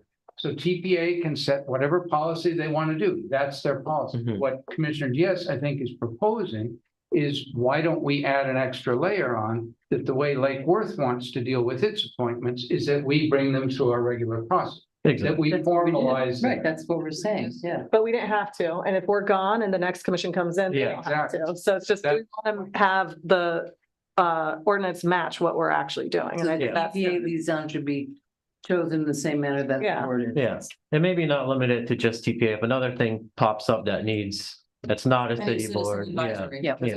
Any city. That it comes back to the whole commission. Okay, sounds good. Okay. So we'll add any citizen advisory representative will come back to the commission in the same manner. So do you think you got it? All right, good. So Madam Mayor, I'm assuming we're gonna skip the term limits for another time. We're skipping the term limits for another time. Okay, well, thank you. I'll bring something back Oh, as soon as I can get it together. we have a card on that? Oh, yeah, we do. Wait, thank you. Hold on. Ramsey McLeod. Come on up. Sorry about that.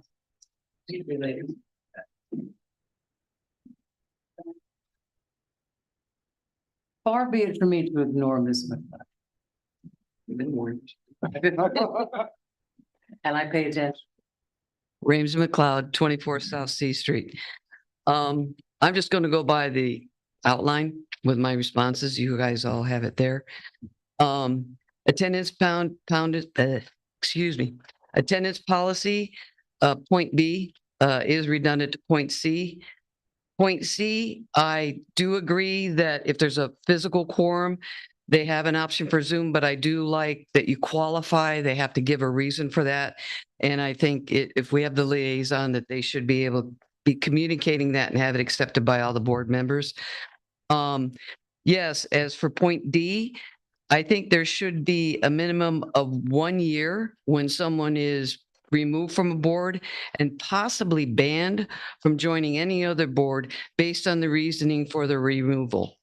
A residency policy, I think it should be a resident and or a rental that is here for at least a minimum of a year.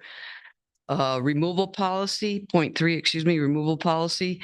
Yes, I think they should be able to be removed for the board and not only for attendance. If there is a documented pattern of behavior that is counterproductive to the goals of the board, I think the chairman of the board, working with the liaison and the city manager, should be able to bring that concern to the commission. You don't have to publicly vote on it, but I think you should be able to advise that, yes, this is a person that wasn't a good fit for the board. As for terms, I think it should initially be 1 year.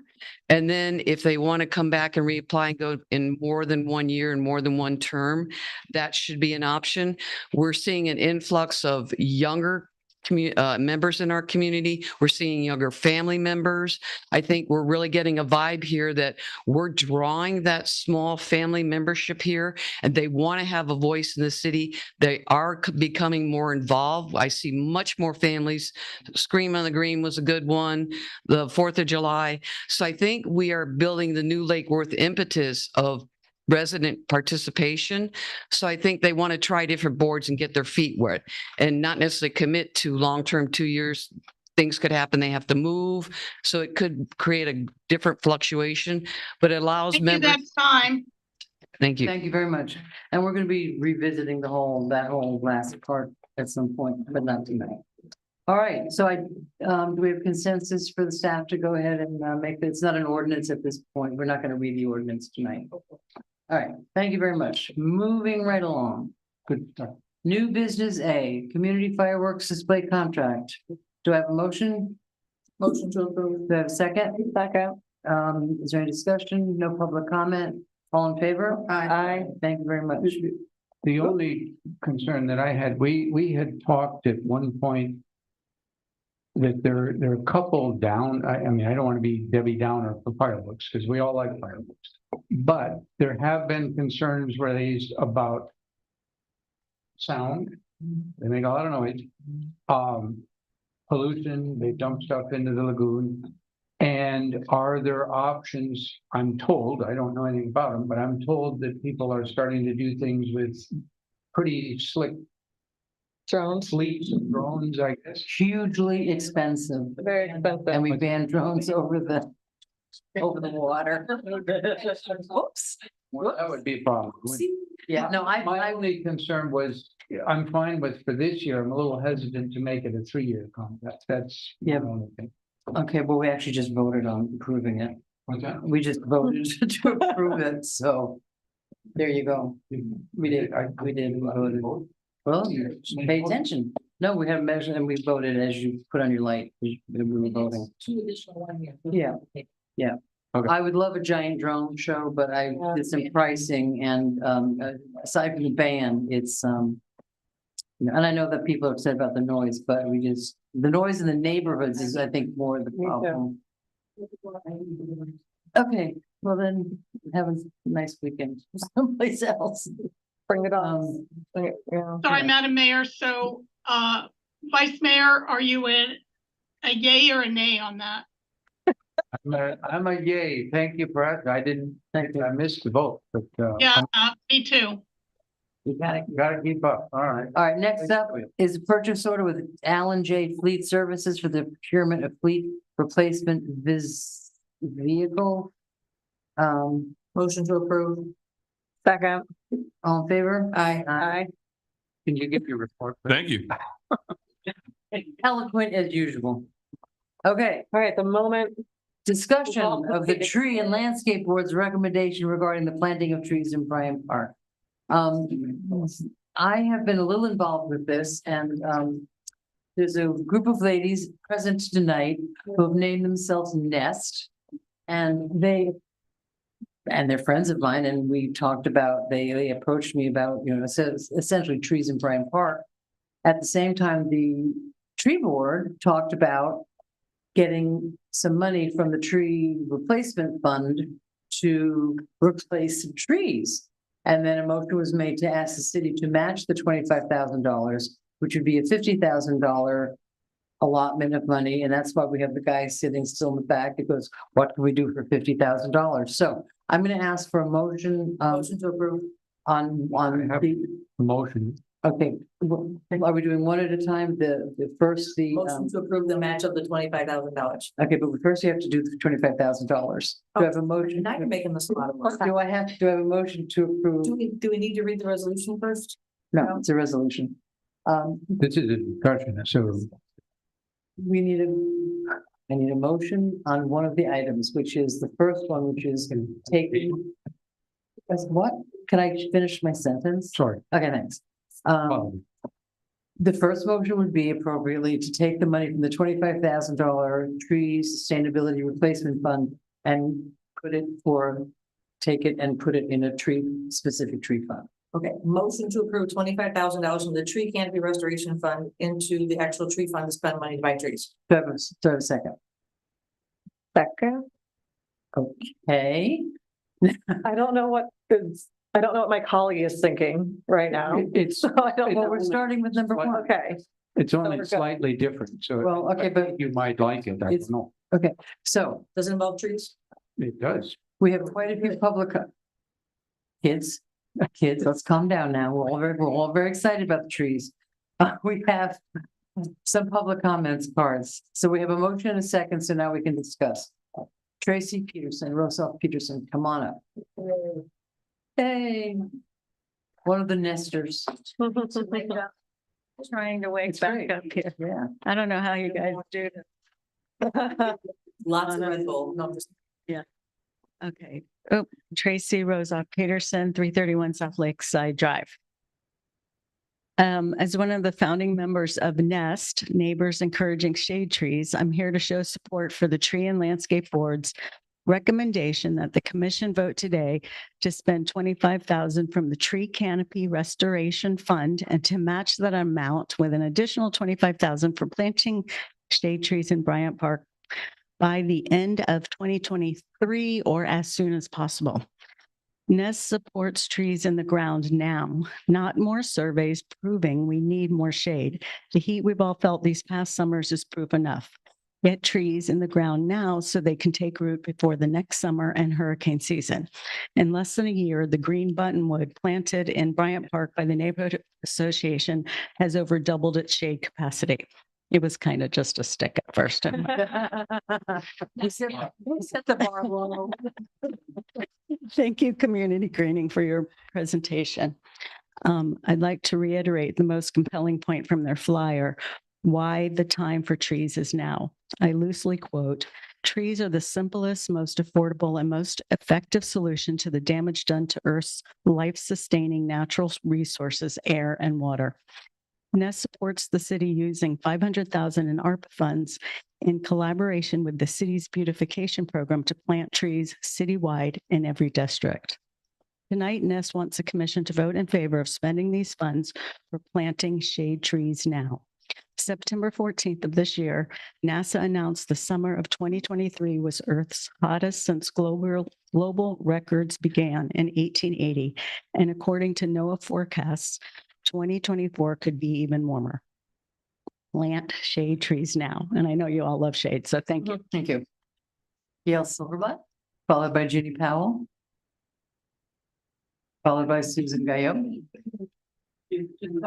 Followed by Diane Brown. Followed by Donna Kerner. Followed by Richard Stowe. Thank you. You're kind of dressed up tonight. Gail, Miss Silverbutt. we're good? Okay. Gail Silverblatt, 414 North Ocean Breeze. I'm one of the founding members of Neighbors Encouraging Shade Trees, or NEST. Tonight, we're here to support the Tree and Landscape Board's recommendations to the City Commission to allocate $25,000 from the Tree Canopy Restoration Fund and to request a matching $25,000 to plant shade trees in Bryant Park by the end of 2023. I'm hoping 2023. We have suggested locations in Bryant Park, such as shading the concrete sidewalk running along the seawall from the bridge to the south end of the park, with groupings of small, medium, and larger native shade trees, not in a line, groupings so that they create tiny forests. We all know we need shade trees now. We support trees being planted in the ground now, not for a new tree survey showing our lack of tree canopy coverage across the city. Many trees have been cut down in our neighborhoods, including 311 North L Street, where large oak and mango trees were removed, and the 100-foot wide lot is now vacant in an eyesore in the neighborhood. We all know we need shade trees now. Additionally, we support the city using $500,000 in ARPA funds to plant trees in all of our districts. And that could be like 2026. We're good on that. Thank you. Appreciate that. Thank you. You're very kind. Don't forget, 2023 will be the hottest year on record, and 2024 is predicted to be even hotter. We all know we need shade trees now. Tonight, we want the City Commission to vote in favor at this meeting to spend funds to plant shade trees now. Thank you. Thank you. Judy Powell. Followed by Susan Guyot. Yeah, 50 turns to 500 somehow. I don't know what the little greediness. Jenny Powell, 224 North Palmway. Of course, I support this board item. I wanted to say a few words about the tree board and how hard we've been working and kind of spinning our wheels. And I appreciate that the NEST team brought this forward.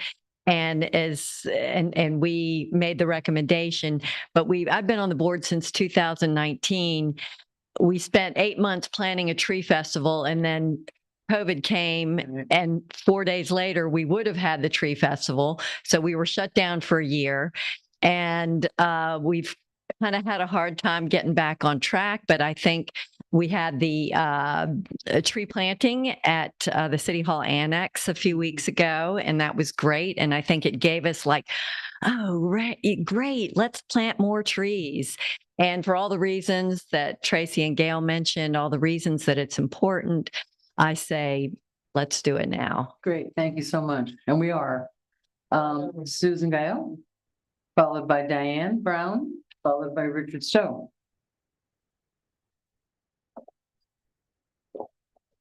Hi, Susan Guillot, 131 North Gulfview Road, number 3.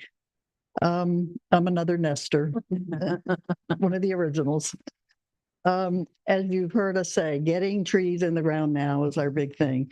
But I want to talk a little bit more about how they go in the ground. And Gail mentioned making little mini forests, and I think that's so important, much more important than just lining trees up along a sidewalk. If we can create some of these kinds of things, the research that I read is really inspirational, and it can change really how wildlife interacts with what we do. So, thank you. Thank you. Diane Brown? I was hoping you would read it. Oh, I'll read it.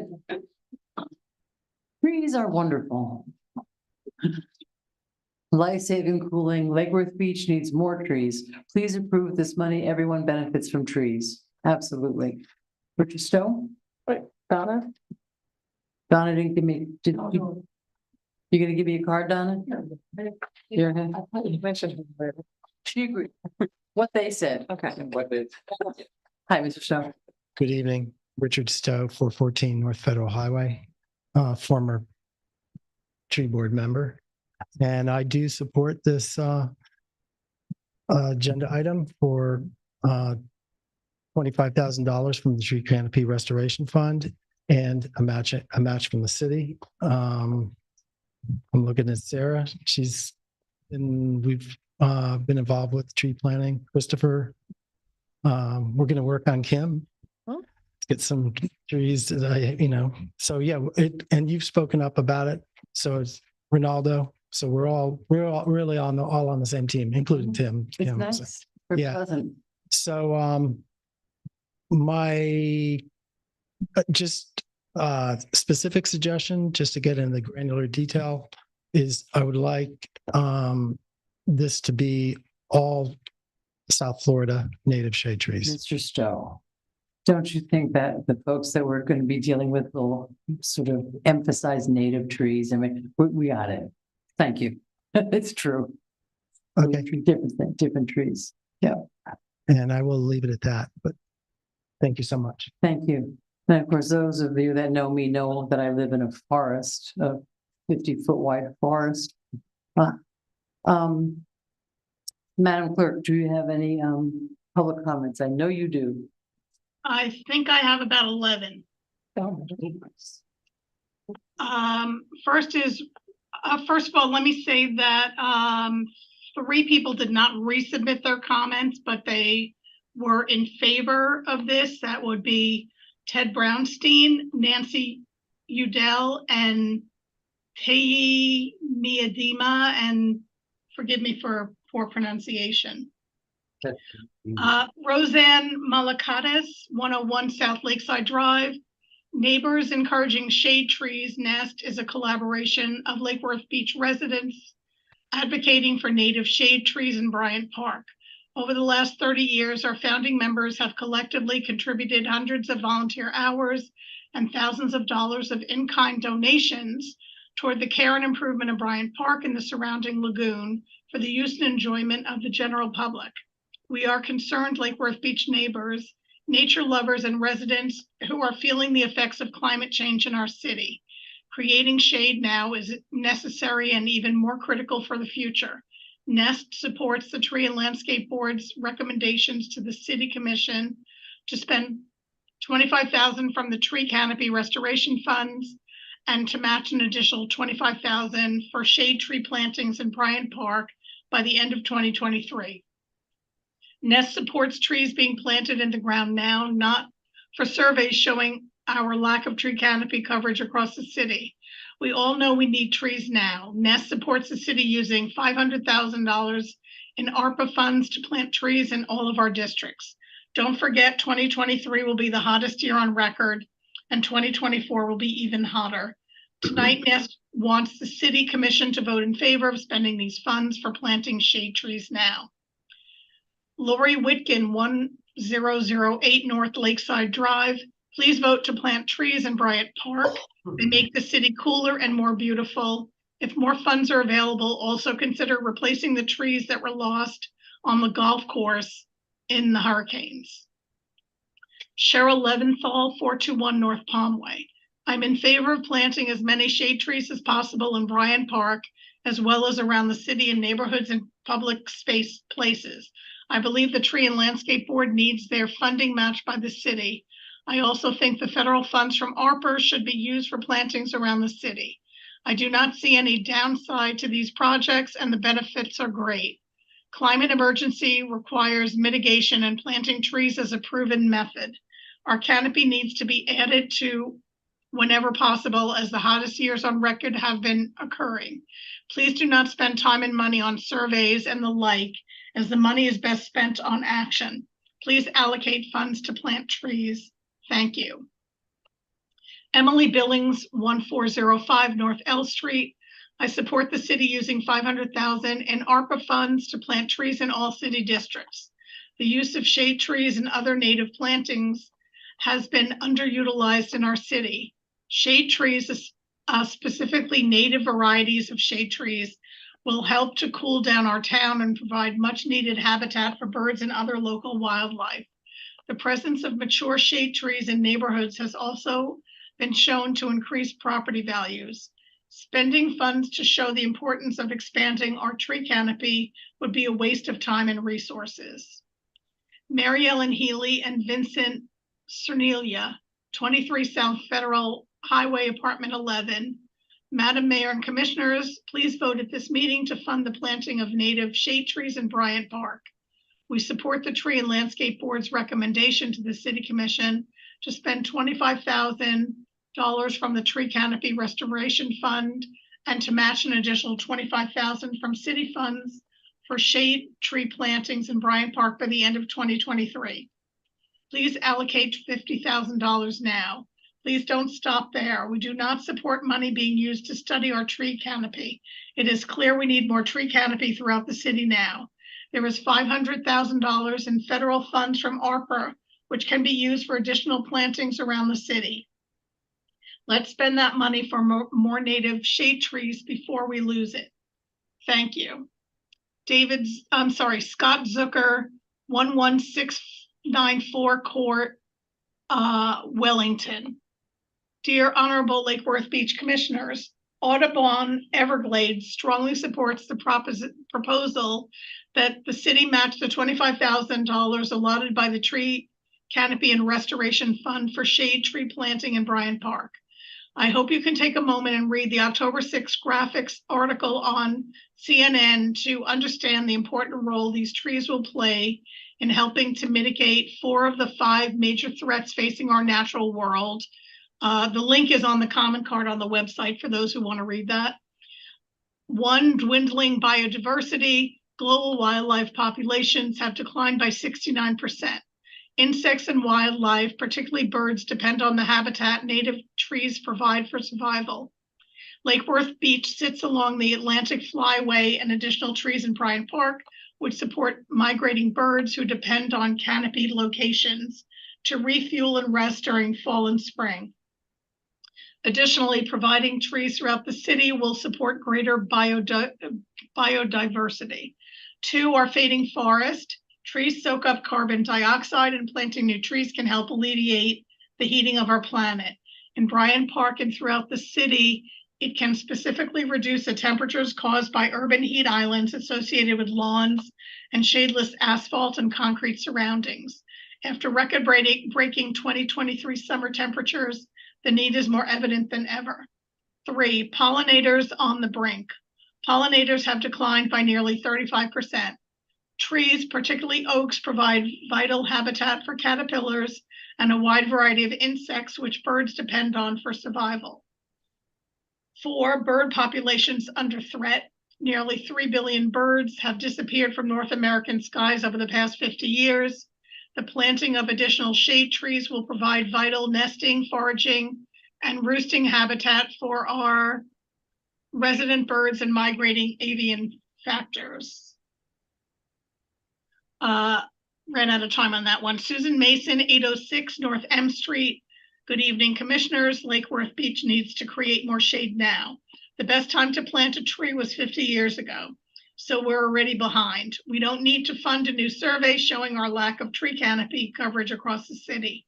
One can easily see it when walking or cycling.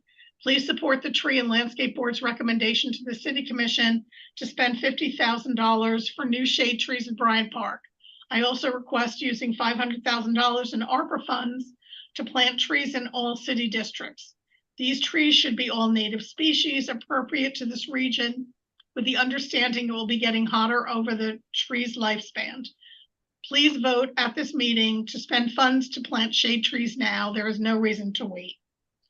Barbara Reeve, 525 North Palmway. I wholeheartedly support this initiative. As our world grows hotter, the need for thoughtful shade corridors becomes essential if we are to continue to enjoy the outdoors in our lovely city. Plant the trees. David Sims, 715 North L Street, Apartment 5.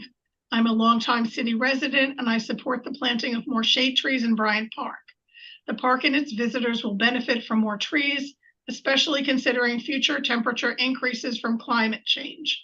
I ask time, commission approved, using 25,000 from the tree board fund and add a matching 25,000 from the city's discretionary budget. Finally, I also support using 500,000 in ARPA funds for planting more shade trees citywide. Thomas Conboy, business owner and chair of the Waterways Advisory Board, 30 South M Street. I support shade trees being planted in Bryant Park. I especially love mature sea grape trees near the water. Please allow the sea grapes to grow up at the beach and stop pruning them like bushes. Shade trees are a huge value to communities in sunny South Florida. And the last comment is from Susan Ona, 826 North Palmway. Please vote yes to $50,000 in funds for new shade trees in Bryant Park. The shade trees will not only provide shelter from ever increasing heat of the sun, but it has been proven that trees and being emits their energy supports a more peaceful spirit and the immune system, and is natural habitat for so many of nature's critters and birds. Vote yes for a healthier Lake Worth Beach. Those are all the comments I have, Madam Mayor. Thank you so much. We have a motion and a second. I see a lot of lights on. I would like to, I would only propose with the approval of my colleague, a motion which is very much like yours. It captures everything that was presented, and see if that would be. but we have a motion and a second, so that has to be voted on before we can, unless somebody wants to change their motion. You want to look at it and say, What? Yeah, what? oh, you want me to read it? Yeah, that's fine. I move that we approve the Tree and Landscape Board's recommendation to the City Commission to allocate 25,000 from the Tree Canopy Restoration Fund and to match their request with 25K from other city funds to plant native shade trees in Bryant Park by the end of 2023 or as soon as thereafter as possible, with the location sizes and groupings as proposed in the matching fund request from Nest. So amended, but I just want to say one thing, Madam Mayor, if you don't mind. Yeah. So we're putting out $50 million, but in the news lately, I've been seeing 50,000. Sorry. Don't get your hopes up. Don't get your hopes up. I'm gonna have to smack you. Because Port St. just got $1 million grant from the U.S. Department of Agriculture's Forestry Services. So we can try to get that. Palm Beach County was just awarded $1 million to expand their tree canopy in the Glades community. So there's money out there. And no, we're not getting 50 million. It is late, but it's not that late. But I would like to see us not just with this motion, but make this part of our continuing budget every year. That every year we put aside $25,000 to continue this project for the next however long. Okay, but that's a different motion. Right? No. Okay. And you want I'm to just I know trying to you want to take a be vote. ordered But I have a question for staff, for William Waters and for Mr. Dave. Do we have a policy that when trees are cut down for development or someone build a home, that they must in turn replace the trees that they've cut down with other trees anywhere in the city?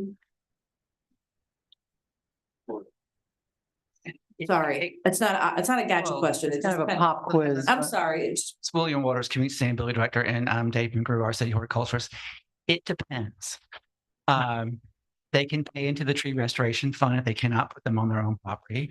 We do have a policy that allows them to plant them in places that are on public rights of way or public property within the city, or they can exceed the requirements of the general landscape code and plant more on their property to make up some of the caliper of the trees that are lost.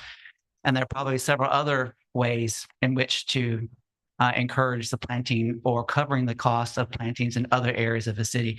Maybe not by the developer, but transferring those funds to the city and having the city coordinate them being done. Maybe can we look at that policy? Because when I see it, there's $30,000 in the tree candy fund. I go, we've had a lot of development. Shouldn't there be a lot more money there? Yeah. Was my question. And I'm not going to start going down that. I'm not challenging staff to, again, this isn't, I gotcha. Right. I was just questioning what is the policy? Because if they are implementing and putting new trees on their property and the surrounding area, that's great. But if we're missing the needle or we're not holding people's feet to the fire in regards to paying into this tree fund, maybe this is something that we need as an elected body to say, okay, that was working a while ago, but maybe we need to fine tune this and bring it down a little bit and just make it to where everybody reaps the benefits, right? I think as part of your discussion, we would look at the penalties that generate most of the money to the tree restoration fund. That's for people who have racked a tree too far, they've killed the tree without getting a permit, aren't able to replace the tree. And Mr. McGrew, since I've been here, has been very active in holding people's feet to the fire and paying those penalties. Okay. And the penalties can be very high. Developers would prefer to put the investment in their own property. Of course. And so most of the projects that you've seen have exceeded the tree count and landscape code or made up for the trees that have been removed. There are cases where it's been planted within the city. I will say that the city, so like I heard people don't want to have a survey. And I understand and appreciate that because I'm livid about how West Palm did their survey near my house. However, we know we need tree canopy. We don't necessarily know what is the current state and health of the trees that we have and what is needed to encourage and support their future growth and stabilization and to be around for longer than just tomorrow. Because West Palm, as an example, has a lot of trees being damaged in my neighborhood through strangler sticks just being left in the tree. Right. So mahoganies are splitting, they're losing huge branches. I don't know if we have a really comprehensive tree maintenance plan. We do want to include that as part of the open space recreation master plan, as well as a updated survey as the condition of our trees and have them all mapped. Okay, well, I am a lover of trees. Anyone who's been to my house sees how many trees I have in my little yard. But I just think that we need to look at the policy to get that tree fund built back up. So I would like to amend my motion to what my colleague said, but also maybe give some direction as staff to come back for the budget and make this a budget item every year and at least 25,000 into tree restoration out of the general fund. Okay, I understand what you said, but based on how the tree fund gets money, there's nothing you can really do to force the private sector to pay more into it unless they're breaking the law or they're not actually putting the trees in they're supposed to on a project. Now, what you could possibly include is that some proportionate share of sustainable bonus payments, which you require to be made, is contributed to the tree restoration. Now you're talking. Yeah. I will say that we don't have very many projects in the pipeline that will be paying into that fund anytime soon, but you know, that's there. The biggest one is probably Madison Terrace, and that's still going to come back for you at some point. Yeah, I just think if we could look at the finances of it in the future, that's all. And I'm sure Yannick wants me to ask this question if the city manager doesn't want to ask it, is that you need to decide where the $25,000 is coming from. That's going to be the first question because it may require a budget amendment. I'll give $500 out of my discretionary fund. I've been waiting my time. Yeah. Sorry. Yeah. We have a motion in a second. And I'm looking, it is now 9:43. For a short agenda. I see a lot of lights on. What else would you like to say? What else do we want to talk about trees? I'll keep it super short. Thank you. I mean, I think to reiterate, the maintenance is critical. Right.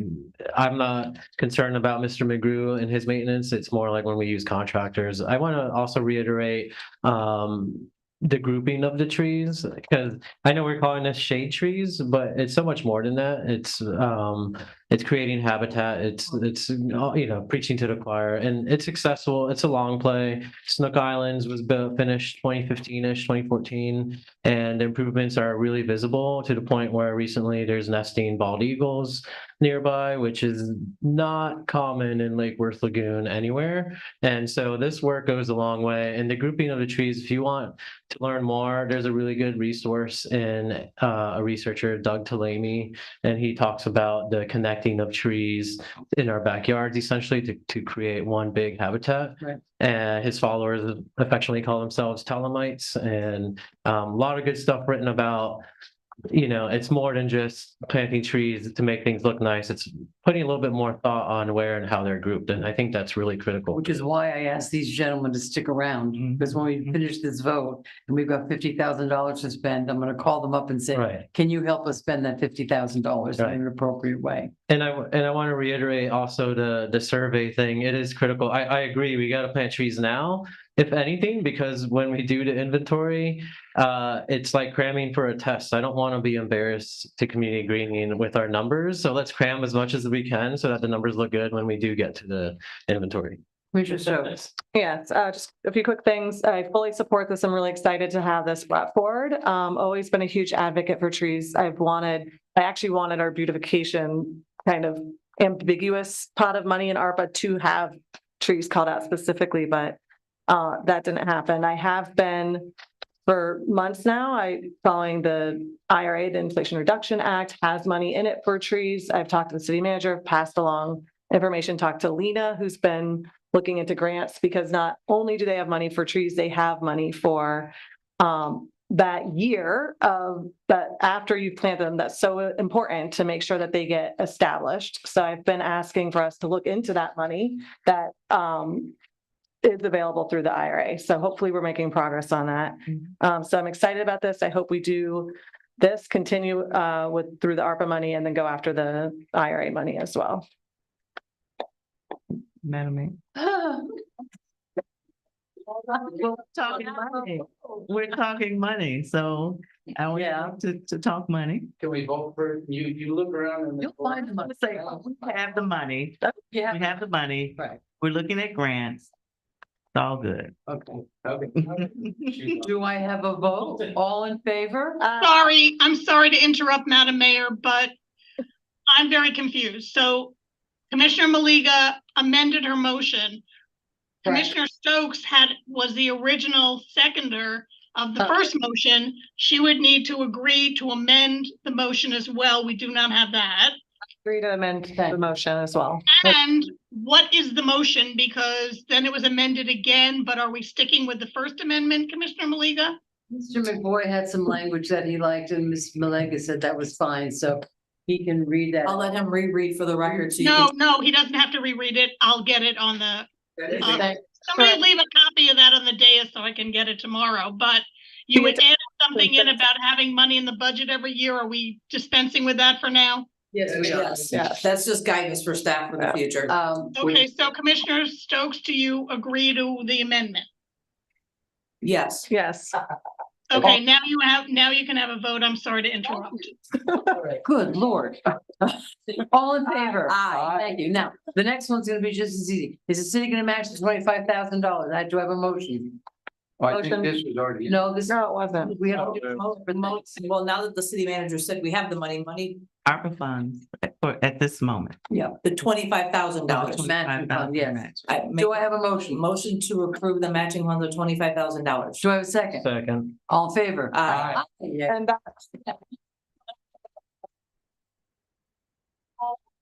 does that have to come back as a budget amendment? No. No. The 25,000 doesn't have to be a budget. I summarized we have the money. Okay. So we have ARPA funds set aside for our community development Right. programs. And Okay. part of that was carving out some funds for shade trees. Okay, so it doesn't have to come back. We are ready to go. We're ready to go. Okay. Okay, Just want to make sure. Get the shovels. wait, it's now, we have one more, wait, please, folks, everybody. We have the guys in the back, the tree guys are here. I would like them to come up really briefly and just address us about what can you do with 50,000? Motion to extend the meeting past 10 o'clock. Second. Sorry. Who's got a second? Second. All in favor? Aye.